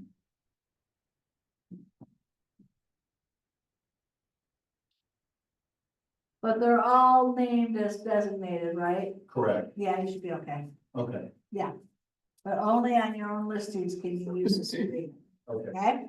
So this is instead of the buyer's exclusive Right. at that time, If they not if want they. representation and they just want you to show them the listing that you have, the property you have listed, that's fine. What if we write a contract? Will this still be okay? Do I still need Yep, to go this to will be buyers? okay. You Okay. use this instead of the buyer's agency, Okay. okay? Mhm. Okay, then you have the residential sale contract. They found the property that they want to buy.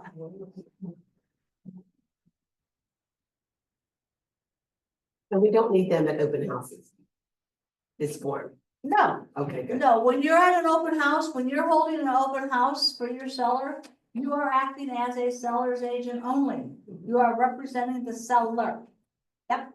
Thank you. After the fact, you're gonna either need the buyer's agency or the non, but at an open house, you do not need it. In the agreement, because you're representing the seller. That's why you do not hold open houses for other companies. Okay? Okay, the residential sale contract, it's very, you need to read it. It's very easy and very self-explanatory, but you need to read the contract. Line 2, what names do they want to take title in? Your buyer's agency should be the same as how they're taking title to the property. Line 5 is the 911 address. Again, if it's a lengthy legal description, you should be attaching it and checking box 7. Purchase price, the purchase price of the property is, how much is that? Seller concessions, again, this is something you need to get from the lender. There may or may not be seller concessions. Always remember the seller concessions comes off the purchase price. So if you're offering $259,000 for the property and they're paying $9,000 in seller's concessions, they're getting $250,000 for the property. And sellers are smart enough to figure that out, so always anticipate what's gonna happen depending on the amount of concessions you're gonna ask for. Concessions can never go over 3% of the purchase price. Okay? Earnest money, are they putting down earnest money, and how much earnest money are they putting down? Where's the earnest money delivered to? And no later than how long? Always remember, a Missouri contract is calendar days, not business days. So if you write the offer on Tuesday and it has to be delivered within 5 days, Wednesday, Thursday, Friday, Saturday, Sunday. Has to be delivered by Friday. Because Sunday, the title company is not open to receive earnest money, and come Monday, it's already out of contract. You're out of compliance. Sorry. There was mention here, at one of our other meetings that on the seller concessions, there's a way to work in the compensation. Not necessarily, Cause it brought me to attention that it can only be 3%. right? So are there types of loans that allows that to go quite a bit higher than that, if that can if that? Not that I'm aware of. Not that I'm aware of, and I've talked to a lender about compensation that the buyer has to pay. If the buyer truly has to pay it. On the lender side. The concessions. There's a breakdown. Number one, it goes towards lending fees, points, underwriting fees, appraisal fees, credit report fees, blah, blah, blah, blah, blah, down the line. And the last, number 84 on that line is other. Commission or compensation is other. If there's any money left to get thrown towards other, that's where it falls under. So most likely you will not be able to get lender fees in. Now, you may have like a hometown, not a big bank, but a hometown bank that may have a way that they figure it in. But most normally, no. Okay? I have a question on that too. So if you do put a seller's concession strictly for commission, how do you as the agent get that? How is that? Okay, we've worded? done that before in the case that the buyer did not need any concessions. Yeah. But we put it down as concessions so that they had the cash left over to pay the commission. So who's paying, so how is the agent getting that concession? Is that written around somewhere in the agreement somewhere else, or? No, but, okay, let's say, it just works out paper wise. As it they don't need the concessions. They have the money to get their loan. They have their money for the down payment. They have their money for their lending fees, et cetera, et cetera. So they didn't need any concessions, but you can always ask for concessions. So they just wrote it in as concessions, and that freed up enough cash that they were able to pay their own commission. So at title, they get a check for set amount for concessions that then they. No, they don't get a check back. It just comes off of what they have to bring in. So they have the amount, it's gonna be added on. And then title just pays. Yeah, the Calculated concessions like are they added normally- on the compensations just added on their closing statement, and they have that additional money because they got the concession. I got it. Okay? And a lot of times that doesn't work out that way, but, I'm just okay? Again, earnest money, there's 13 dates in the contract that you have to be aware of and keep track of. And by missing any of those 13 dates can cost your buyer their contract. Or your seller their contract. Make sure you pay attention to those days and dates. Earnest money being number one, the first one. Because if the earnest money is not timely delivered to the escrow agent, the seller may terminate this contract by providing notice thereof to the buyer at any time prior to delivery of the earnest money to the escrow agent. And that's big and bold, right there in the contract, lines 18 and 19. Okay? Closing, where are you closing at? What city are you closing at and when? do not ever put on or before on a closing date. That is borderline practicing law. You just put in the date. If that date is quickly approaching and you're not gonna make that date, do an amendment to extend it. If you're ready to close before that date, great, do an amendment to shorten it. But put in your drop dead date. What conversation do you have when the listing says required to close at Meridian and Springfield? What do you say to the other agent when they call you and say, did you not read my agent remarks? This listing, or this needs to be closed. You wanna know what I say to the other Yes, I agent do. or what you should say to the other agent? Oh. What you should say to the other agent is, well, my buyer has chosen to close at X company. They don't wanna close at this company in Springfield. So if your seller does not want to do that and wants to close in Springfield, I guess we'll just be closing at 2 places. It's the buyer's The choice. agent does not pick where the closing happens. The buyer picks where the closing happens. In the case of new construction. Now, new construction, they have a title company that disperses the construction fees and the amounts. So that title company can automatically waive mechanics liens. That you don't have to wait for lien waivers and everything else from every subcontractor or contractor you had on those buildings. So it's a benefit when it's a new construction property to close at the title company that has done all the disbursements. In that case, yes, the seller has chosen, but it's really for the buyer's benefit to do it that way. Otherwise, no, the buyer chooses their company. How does it work when you close with 2 different companies? The 2 title companies work together? Yep. Yep, and your buyer's gonna have all their fees to pay, and the seller's gonna have all that fee to pay. Right. But yeah, agents do not pick, and it's okay to say, like, on my HUD properties. I just got a new asset manager for all the HUD properties that I list. Well, this asset manager requires that we do an O&E search, which is kind of like a title commitment ahead of time. So I have Great American Title has agreed to do those for free for the HUD properties. So I will put in the MLS that Great American Title has done all the preliminary title work for HUD. Now that just tells people, hey, it's already been done at Great American Title. You know, if we could close there and you don't have an issue with that, please do so. But they don't have to.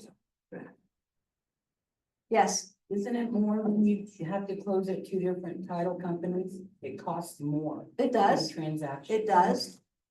But again, some of the agents to the north of us like to say, even though they're selling Ridgedale property, that they want to close to the north of us. And it's usually always because it's for the agents, Convenience. because they don't want to drive down here. Right. So, yes. It's not up to the agent where we close, okay? Okay, 3 options, right? huh? You should always give 3 options. You should try to, yeah. And when people say, hey, I don't care, where do you want to close? I said, it doesn't matter to me either.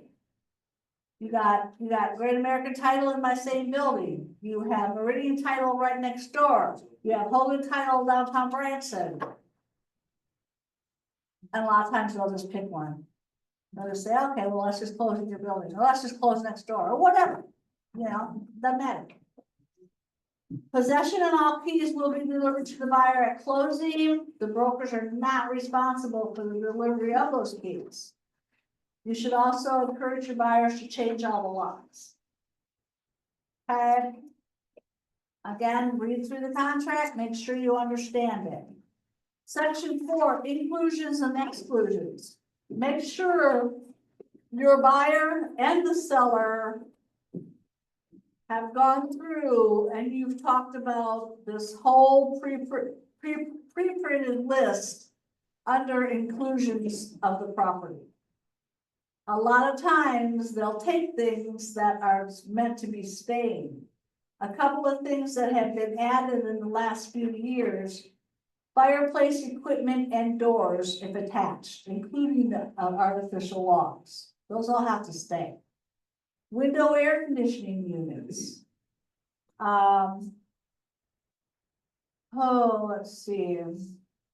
Ovens, ranges, and stoves are considered to always stay. Garage door controls. Lighting, landscaping, and mailbox. Let's see, what are some of the newer ones? Water softeners. Solar panels and systems. It also has a section in the disclosure about solar panels and systems, if they have been paid for or what is left owing on them, and if they're going to be paid for at closing. Also, a new part in the seller's disclosure that I was gonna mention and I forgot about was, has an insurance claim been filed? And was the money collected used for that purpose on the house? Because we're going through some times right now, there's a couple of different agents have a couple of different properties that were closed. The seller filled out the disclosure, said they had not filed a claim, but right before closing, a claim had been filed. It was settled and they got the money, but they didn't do the repair. So now when the buyer went to get their insurance companies share all that information now, and now he can't get this particular roof covered because it's already had a claim, but it didn't get repaired. He can go after the seller on that. Yes. Yes. Yeah. They can. So make sure you go through this list of what's expected to stay with the property and to not. To avoid misunderstanding, list below as included or excluded any items which may be subject to question. Refrigerators, as you can see, is not listed on here. That's not part of the ones that are supposed to stay.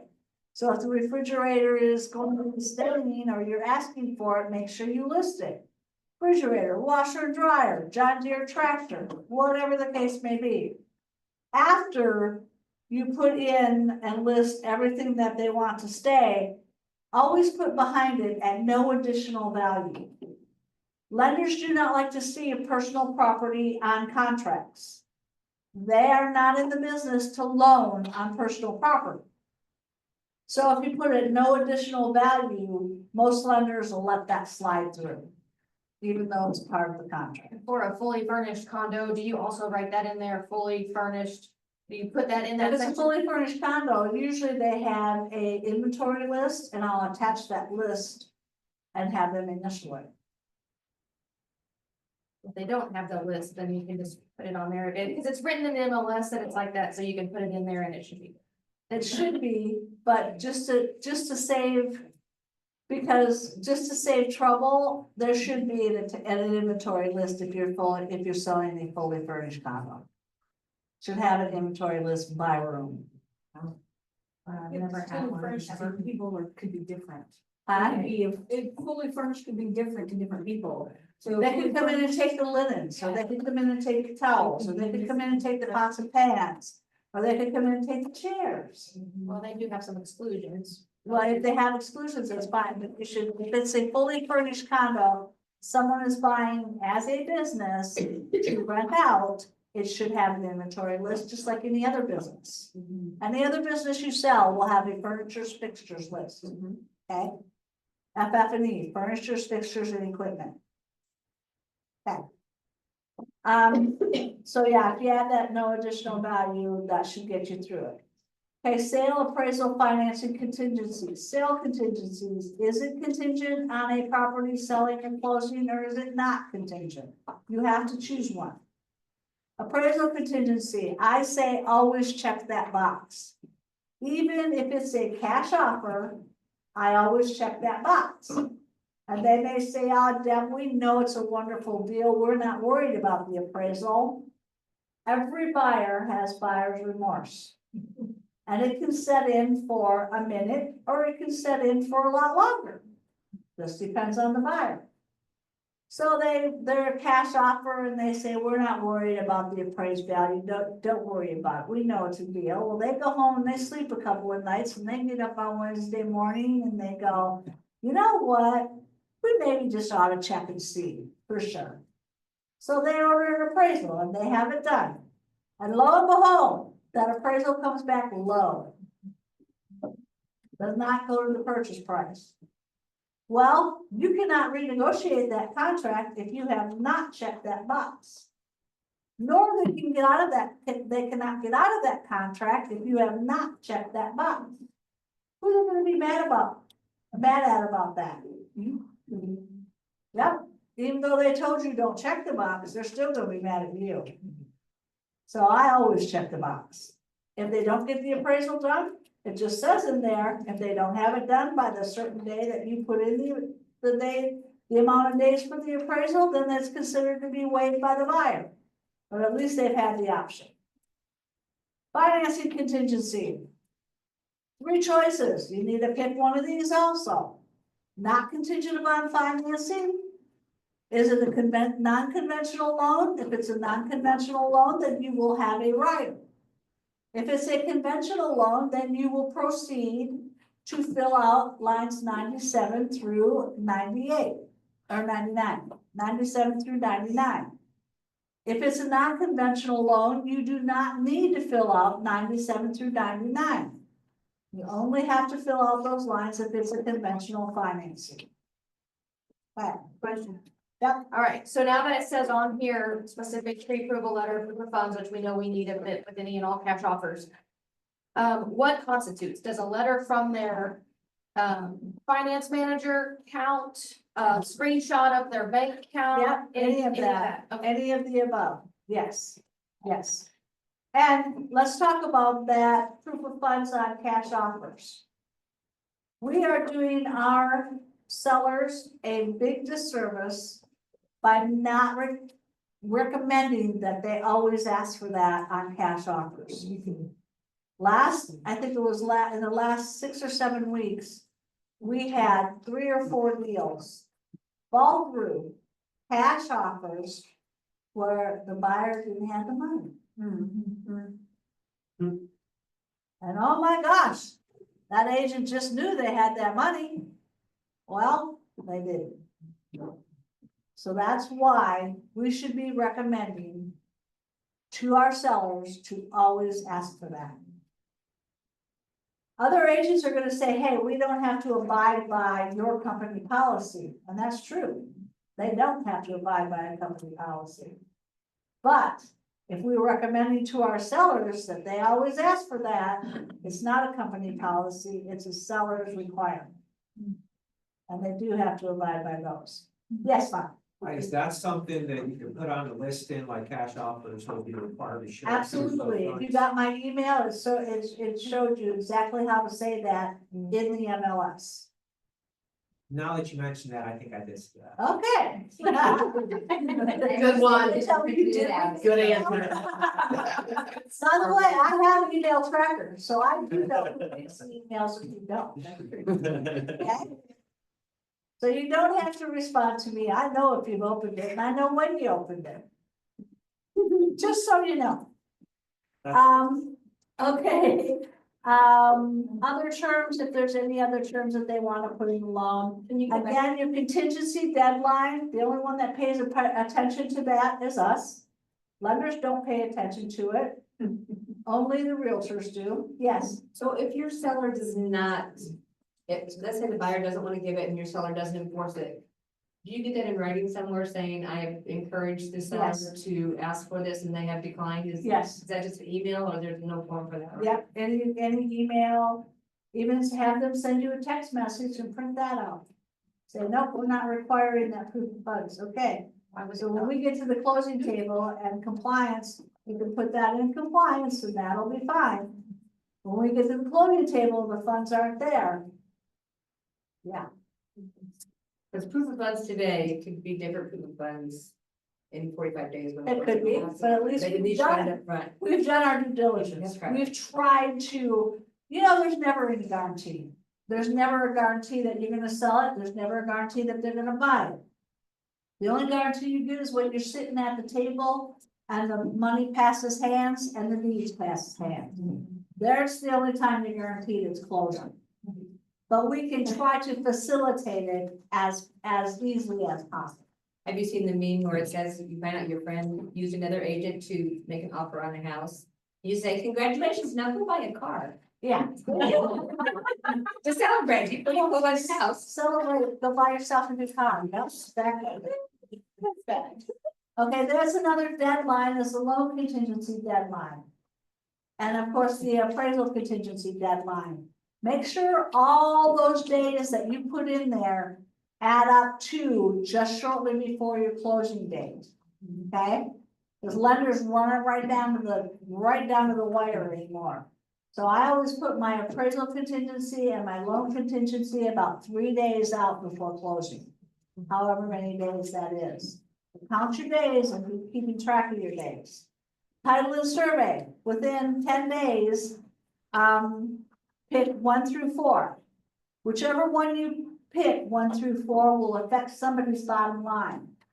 Also always know that unless the buyer, number 4 or 117 is chosen, seller concessions do not cover title fees unless they're the buyer's fee. If a seller has agreed to concessions and then line 1, 2, or 3 is picked, it will be an additional cost to the seller over and above concessions. Okay? Title commitment shall be issued I have a by. question on that one. So which one do you pick on that if the seller doesn't wanna pay anything but the buyer does, right? If the seller doesn't wanna pay anything, then it would be, 4, Or buyer paying everything. If the seller says they're not paying anything, or they want it to be part of the concessions. Typically, isn't the seller that pays? Typically, what is that? Typically, the seller will, typically, it's the seller's responsibility Okay, to at least provide the search. okay, So that would be number 3. That would be number 3. Okay. all right, that's, just Okay. wanted to make sure. But again, that search is gonna be a separate charge. So if you have seller concessions, I would pick number 4, making it a buyer's cost, and then the seller concessions can cover it. Okay? You understand that? Yeah. Because it became a buyer's cost, it can be covered by concessions. If it is a seller's cost, it is over and above concessions. So if they're like, hey, I want closing costs in there, you wanna make sure that you paid number 4. pretty Right. much. Okay. Right. Gotcha. Then the seller concessions can cover it. That makes sense? The seller's like, hey, we're gonna give you $9,000. Okay. So the bottom line of somebody will be affected depending on which one you pick. Title commitment issued by, a lot of people miss filling that in. Normally the title company you're gonna close at. Then they have the right to, look over that commitment. As well as have any objections to what may have showed up on it. Make sure you know how to read a commitment. Quarterly, we will do title commitment and,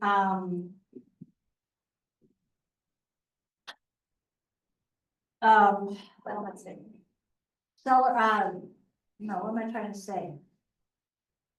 Title, what is the seller or title commitments and, Settlement statements? statements, God, seller and buyer statements. We're gonna do quarterly classes on those.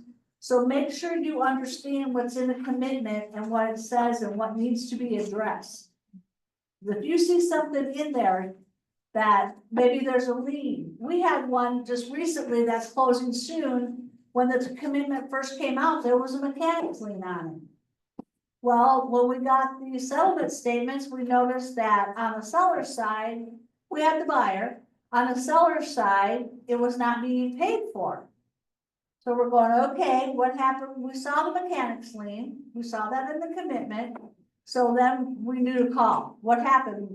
Why are we not paying off that mechanics lien? Because of course, we don't want anybody coming back on our buyer.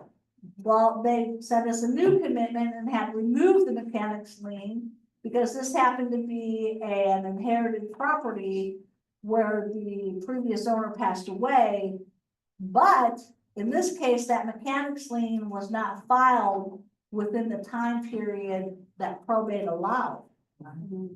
So it fell off of the title commitment, so if that mechanics lien tries to come back to our buyer, we direct them to the title company and they will address it. So you have to know what's in that title commitment, read through it, make sure you understand what you need to be looking for.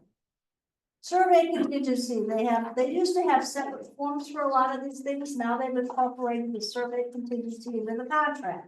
Is it contingent or not contingent? Pick one.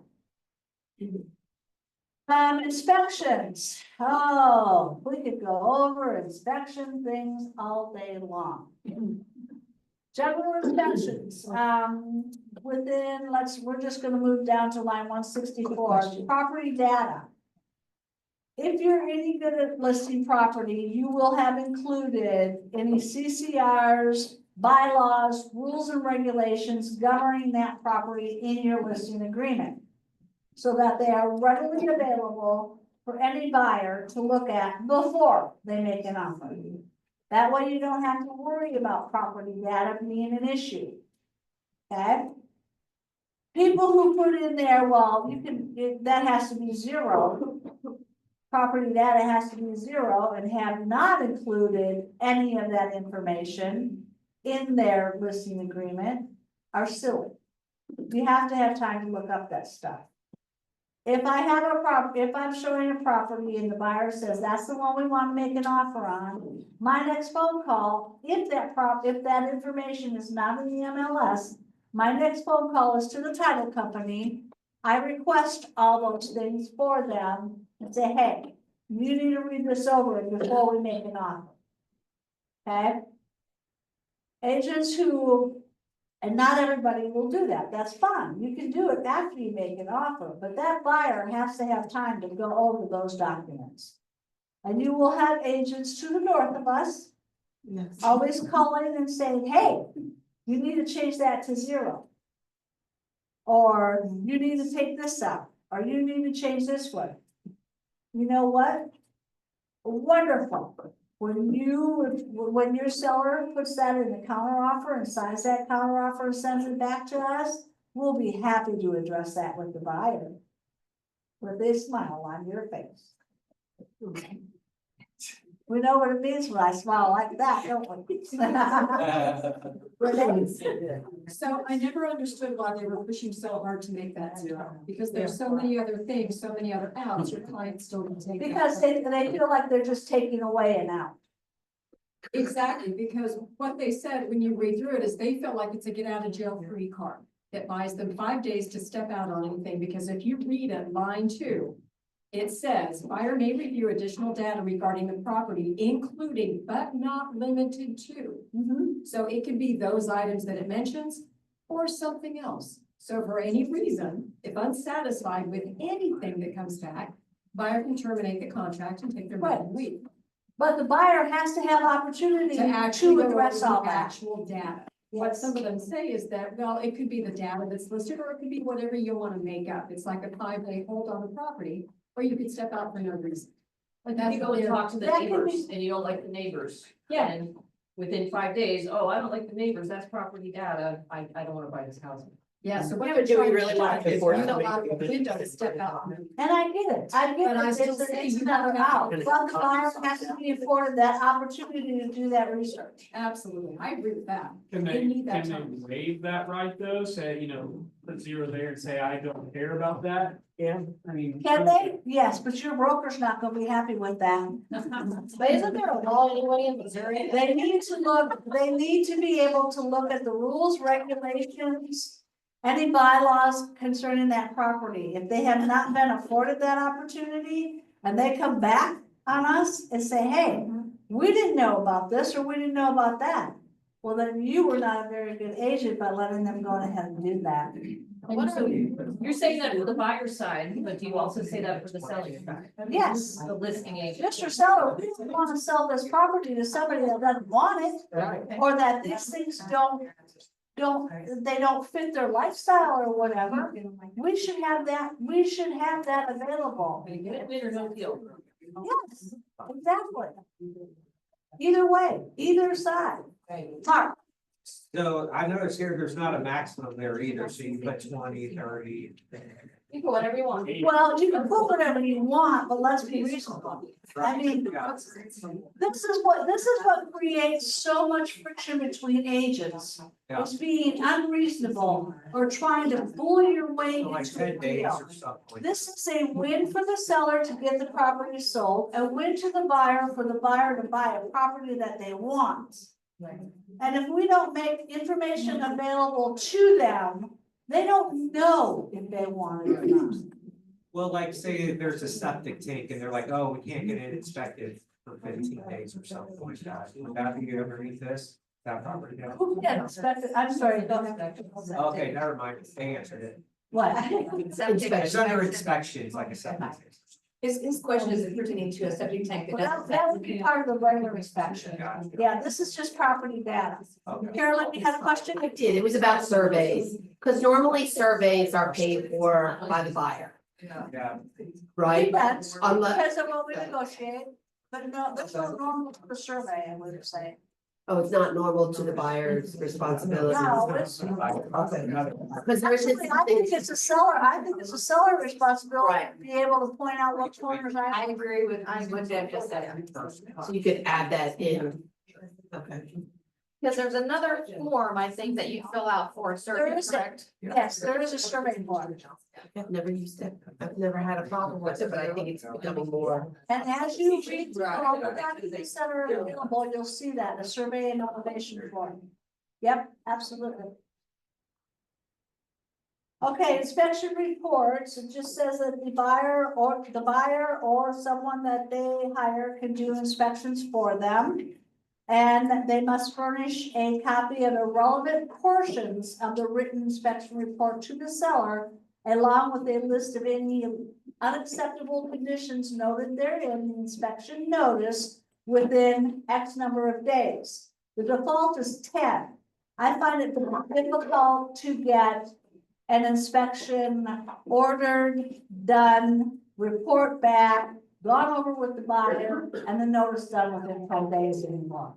So I usually change that to 15, and then I put in a 7-day specialist report if I need a specialist report.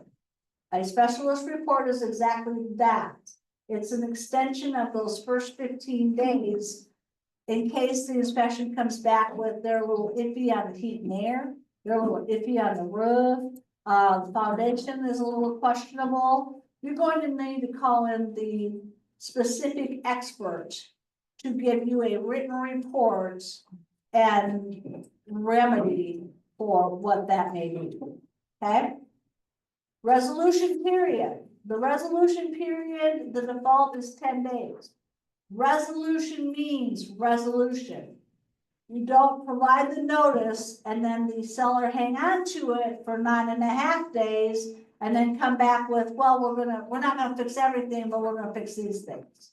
No, resolution is done within 10 days, meaning there was a meeting of the minds and they resolved the issue between the buyer and the seller. Now, you may present an inspection notice and the seller may say, go pound sand, I ain't fixing nothing, we're done, not fixing anything, nothing at all. When you get that notice back, it could be the same afternoon. Now we're down to 2 days. We are in capitulation period. Capitulation, does anybody know what that word means? Surrender, yes. So, during that 2-day period, either the seller or the buyer, either one, can capitulate and say, okay, yep, we're gonna fix everything. Or the buyer may say, okay, we'll take it as is. But now your inspection period or your inspection resolution period went from 10 days to 2. Okay, Or you could put what you want in there, 4 or 5. You can change that, right? You can- capitulation. I don't think there's a place to change capitulation. There's 2 if I blank. What line Unless is buyer that? delivers a copy. 212. 212. In 212. Okay, yeah, well, the default is 2, or you could put capitulation as longer. If it goes to capitulation, I think 1 is plenty. But 2 is plenty, yeah. If the seller comes back with, nope, they do nothing. So the resolution they don't take period, fire you would that make long, it. should say aside. So the What do you- 11 days, so you're at 15 days plus 7 days is 22 days. And then you add on another 10 days is 32 days and 2 more days. You could be under contract for 34 days, all because of inspection. Or more. Well, usually your, Yeah. If you're closing within 30 days, you gotta do some changing on the numbers that you have yes, here. that's why I say it's important to keep track of your closing date along with your inspection dates. All the other dates that are in the contract have to coincide and go along with whatever your closing date is. So yeah, if you're gonna close in 2 weeks, you need to get that inspection done in 5 days, There, yeah. at least, yeah. Yeah, it's all relative. Okay, You skipped over a line. Limitation of inspection. 198. limitation. Oh, I didn't skip over that. Limitation of inspection rights. Okay, a lot of agents to our north. Poor girl.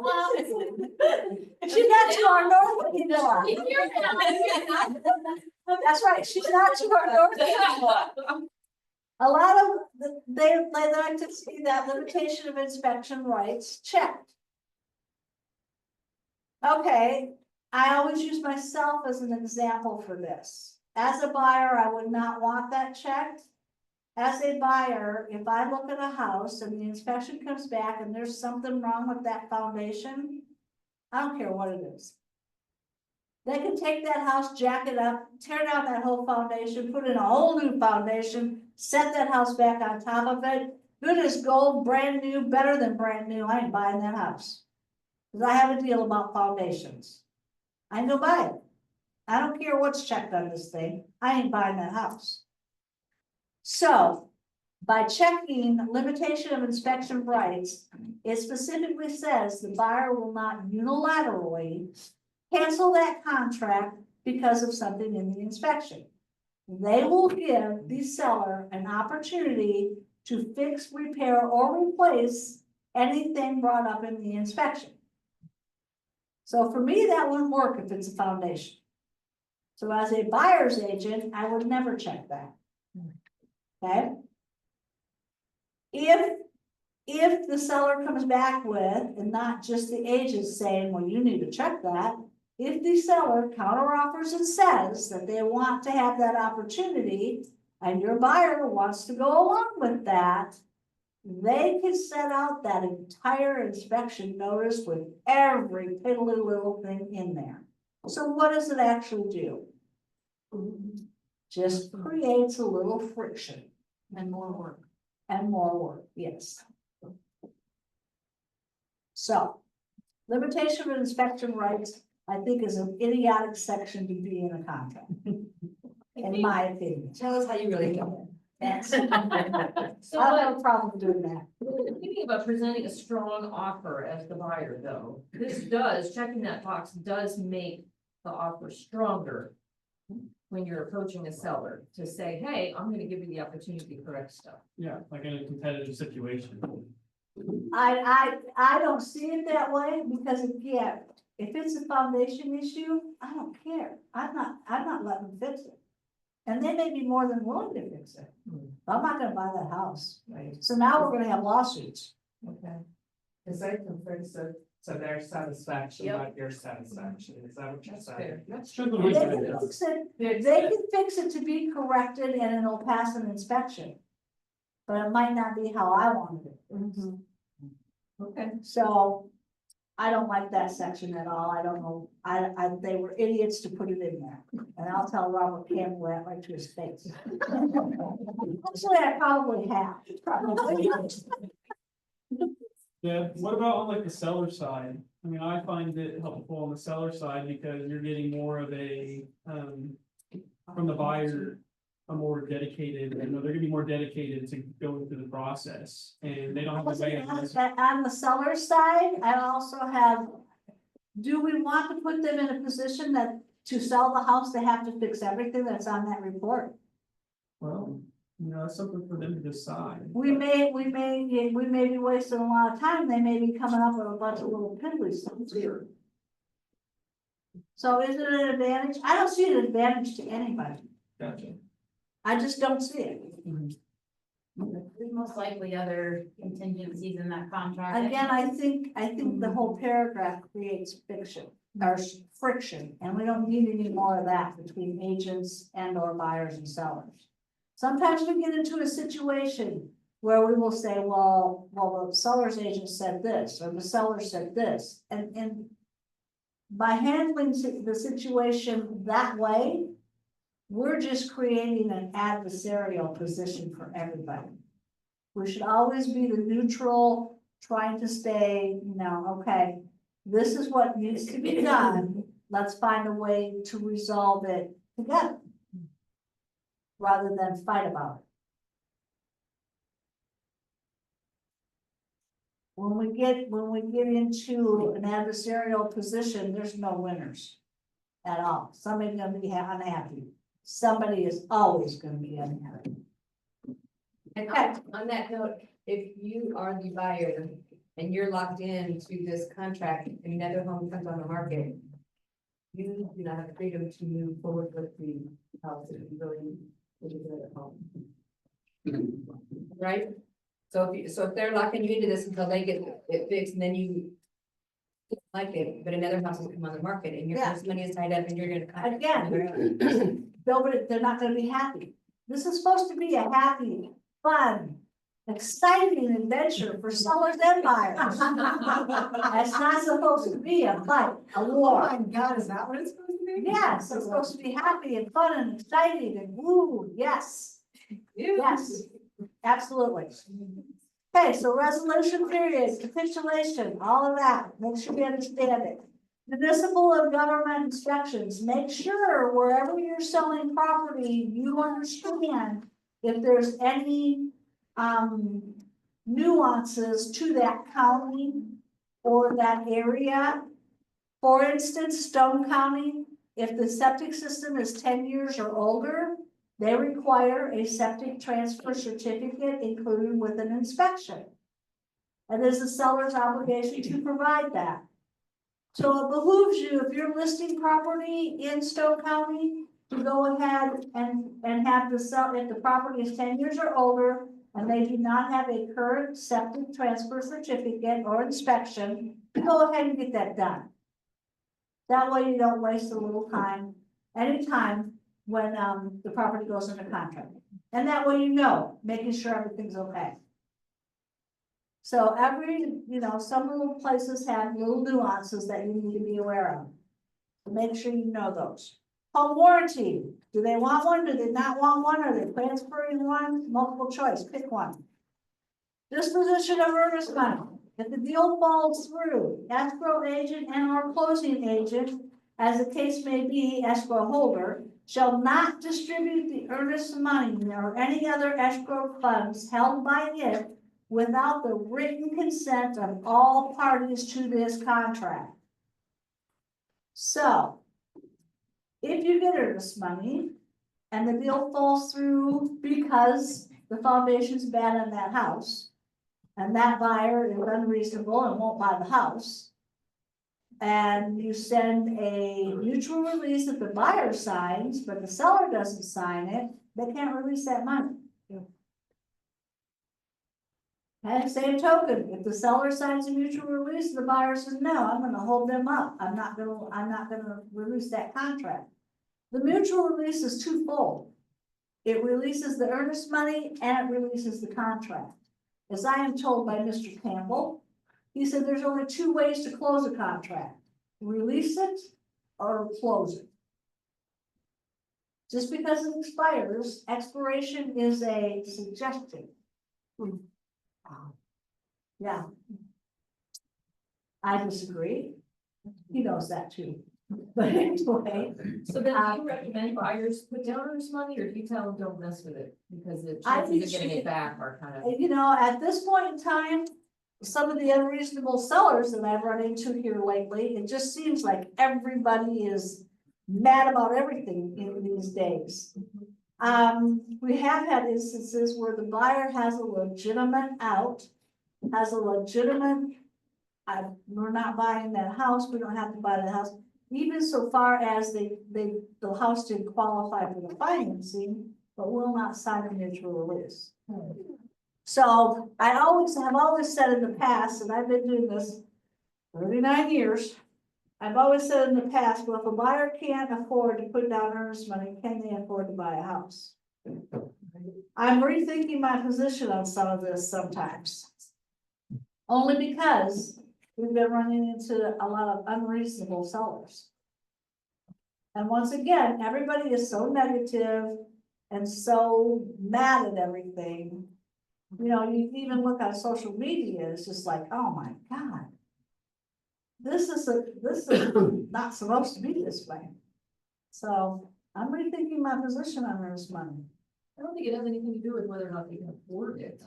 I mean, it's supposed to be a gesture of good faith, I Right. get that. It's But supposed to be a if it's gesture. not a wise use of their money because they might not get it back, or it's so tough to get it back. I know. And you know, this time period is way different, just way different.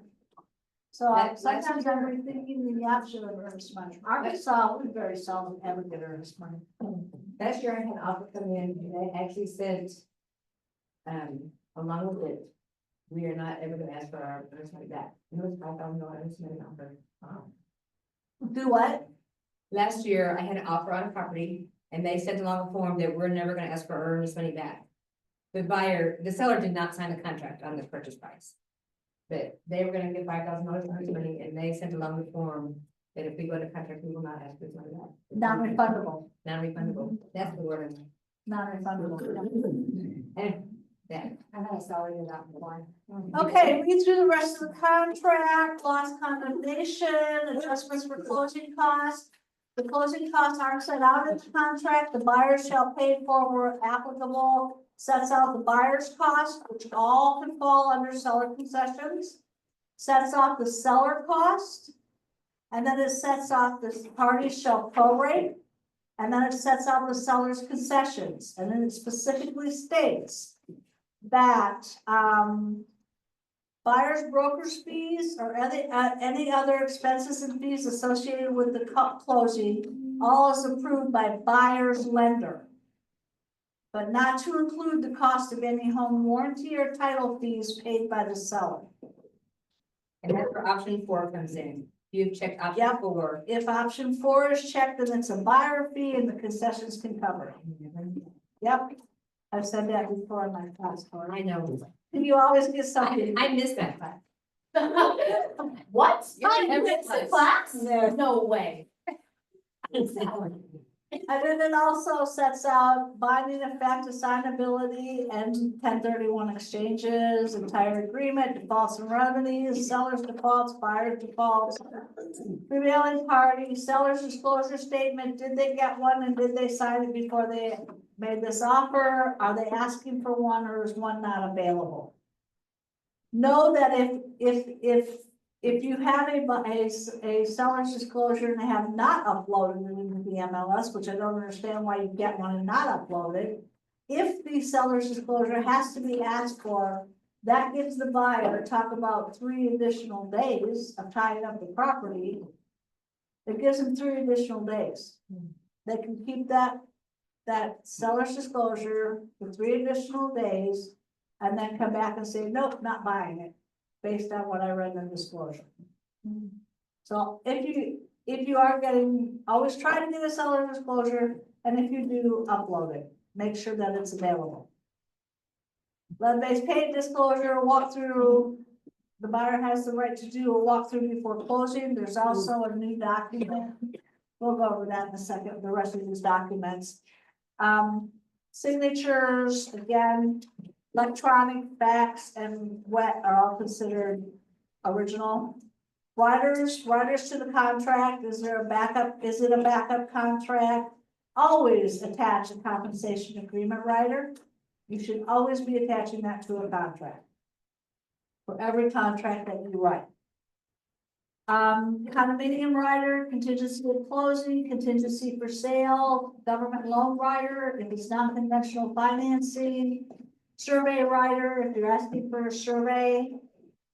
Special agreements, what could the special agreements be? Licensee personal interest. If you are related to or have an interest in the property or the buyer of the property or seller of the property for that matter. Line 24, sources of brokers' compensation, is it from the seller or the buyer or both?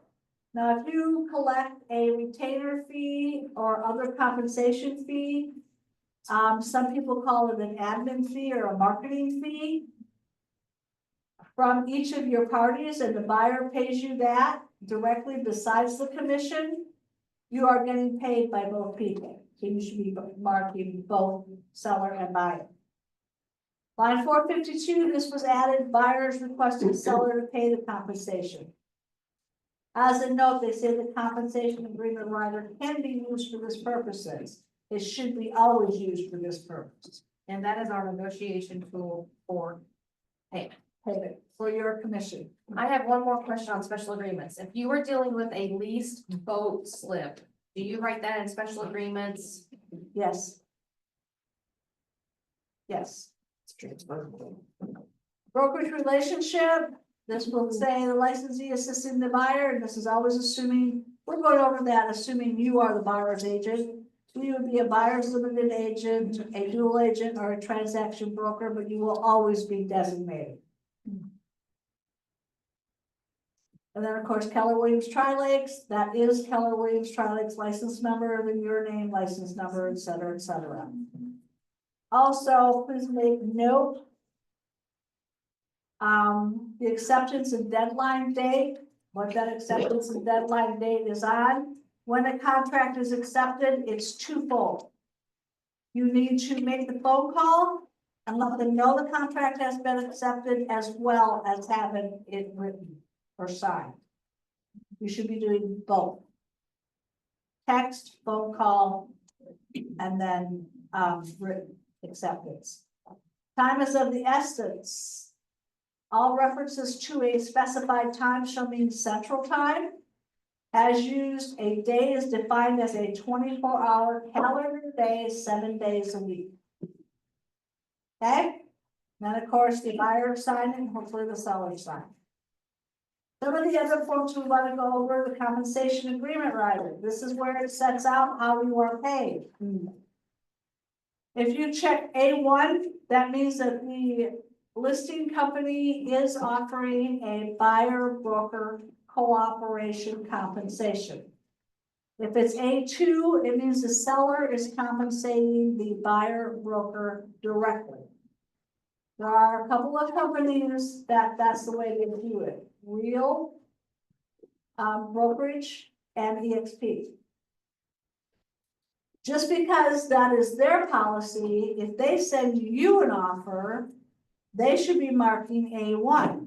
If our sellers, most of our sellers are agreeing for us to offer a co-op compensation. Real and EXP, their sellers, that is their company policies that their sellers will pay directly. So if you run an offer on a real property or an EXP property, you should be marking A2. If you get an offer from a real or an EXP agent, A1 should be bought.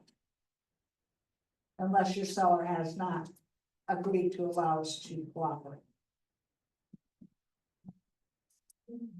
Okay, and then of course you make it out just like it says down below. Everybody signs this form. And if you put 3% in there and they come back and say, well, we're only offering 2.5%, it does become negotiable and part of the negotiations of the contract. So I think is a sad situation that commission should be part of the contract. Okay, government loan rider, we all know what that is and how to make that out, right? Make sure you read it. Counter offer. Counter offers can go on and on, or they can be 1 and 2. The final counter offer and the contract constitute the complete contract.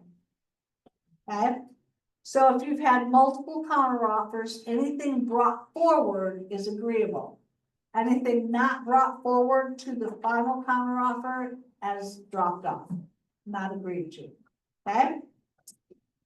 Inspection authorization. There is a place in the contract where they can waive inspections. I have this made out if they want me to order the inspection for them. Then I use the buyer's inspection authorization. Okay, it also has a place to waive it, but that's already set out in the contract, so you don't need it. Notice of additional time for specialists. You should be presenting this on the final day of your 15-day or your 15-day inspection period or whatever day you put in there. If you need an inspection specialist, you should be presenting this on the last day. So you can extend it to 5 or 7 or however many days you have for a specialist. Inspection notice. Right. So if you know you're gonna bring a specialist, you're encouraging us to wait before. Well, you might get the specialist in there before the time runs out, so there's no sense in providing this. But just in case it is gonna run, it does run out, you have to present it by the last day, and then it counts for 7 days from there. Okay? Inspection notice. There's a place for the seller to respond, and he's gonna respond saying he'll satisfy the items. He declines to satisfy all of them, but has inspection notice response number 1. Or he is not fixing anything and we go to capitulation. Inspection notice, as you can see, they have added a number spot up here. So this can go on like a counter offer almost. It can go beyond one or 2. Okay. As in inspection waiver, if your buyer is going to waive inspections, you need to have this. And it says they're buying the property as is, but they can still have an inspection, but have taken away their right to ask for anything. But at least they'll know what they're jumping into. This is what we use on bank-owned properties a lot. Okay. Sight unseen rider, we don't have that as often as we did when interest rates were 4 and 4.5% or more. Sight unseen rider just means that is the contract subject to them getting here within a certain time period and looking at the property, or are they buying it sight unseen? Contingency for sale of buyer's property. This is when a property would go active with contingency, because they have to sell the property and then they're gonna close on the property. The contingency for sale of buyer's property now sets out that it goes to contingent for closing when the property goes under contract. Okay?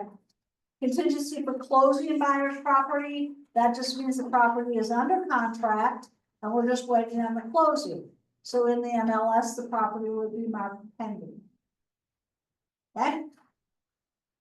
Listing property sale pickup notice. If you have a property for sale, a contingent for sale, this can be presented or at any time to the buyer saying, hey, we're done waiting on the contingency, either kick it out or move forward, release the property.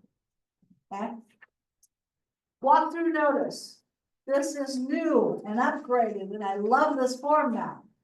It actually means something.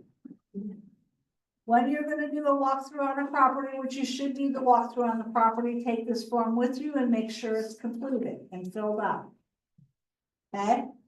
It actually states what can happen what needs to be done, et cetera, and the seller has to respond to it. Yep, On this walkthrough notice, so if, I always do one, but I think it's a new one, but if you go to the home and something is incorrect and you reach out to the agent, this walkthrough notice, since your closing is probably that day or the next day, do you attach an amendment to extend the contract at the same time as you would hand this off? not necessarily, because it might be something that can be fixed in an hour.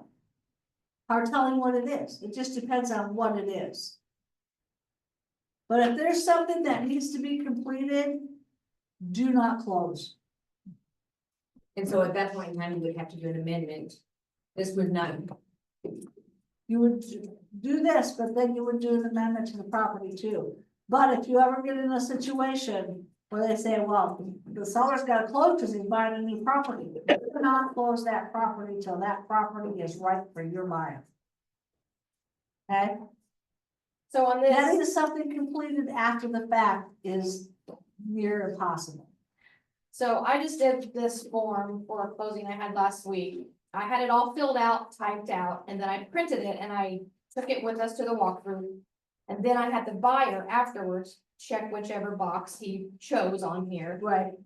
You know, it was satisfied or wasn't, whatever, and then he signed it. So since he checked that box, does he need to be initialing that box since it wasn't Should typed? be, yeah. I didn't do that, but. Yeah, that's fine. Next time. But yeah, you can't really fill it out ahead of time, you Right. know, Right. whichever box it is, so. Right, I just filled out the It address. probably should be, but I'm not gonna, the thing on that is not gonna be that important. Okay? But love that new one. And of course, we have the form all paid for mutual release. Can we go back to the walkthrough for just a second? Sure. So what if the buyer doesn't tell you during the walkthrough? And then they show up at closing the next day and they're like, oh, we noticed X. Well, then you'll have to address it then, but this is why you take the walkthrough notice with you and say, this is, you're gonna sign this Sign today. this now. Yeah. Yeah, okay. So it brings it to their mind, okay, well, we don't like this, so we need to address it now, not tomorrow. Right, that makes sense. That was a silly question. Yeah. Thank you. And I always take my inspection response as well, so we can make sure everything on there was appropriately fixed. Right. That's a good idea. Smart. So you don't forget what you're looking at. Okay,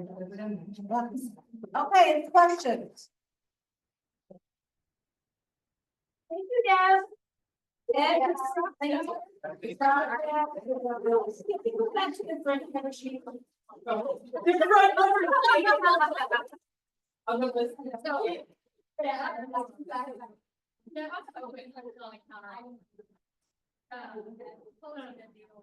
And then he kept putting on here. Take something and then just add all of them.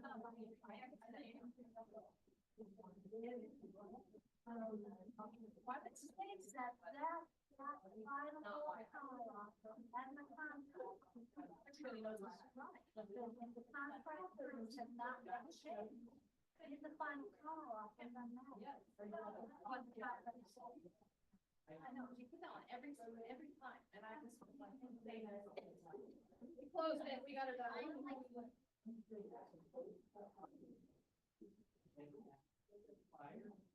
Thank you, Becky. You have a good day. Do they record these Zoom? They do? That's, Jan, she'll send you a link. Okay, sure. Yeah, they sent the link earlier, so She'll send you a recorded. afterwards, okay, awesome. Thank you. Bye, thank you.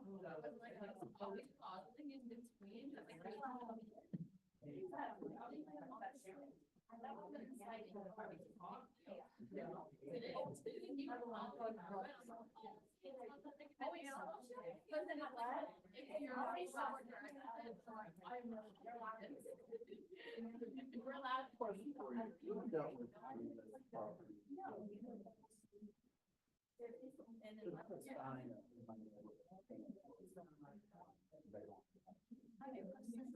Are they about to be announced? Well, I can look it up. Oh, they are. How do I?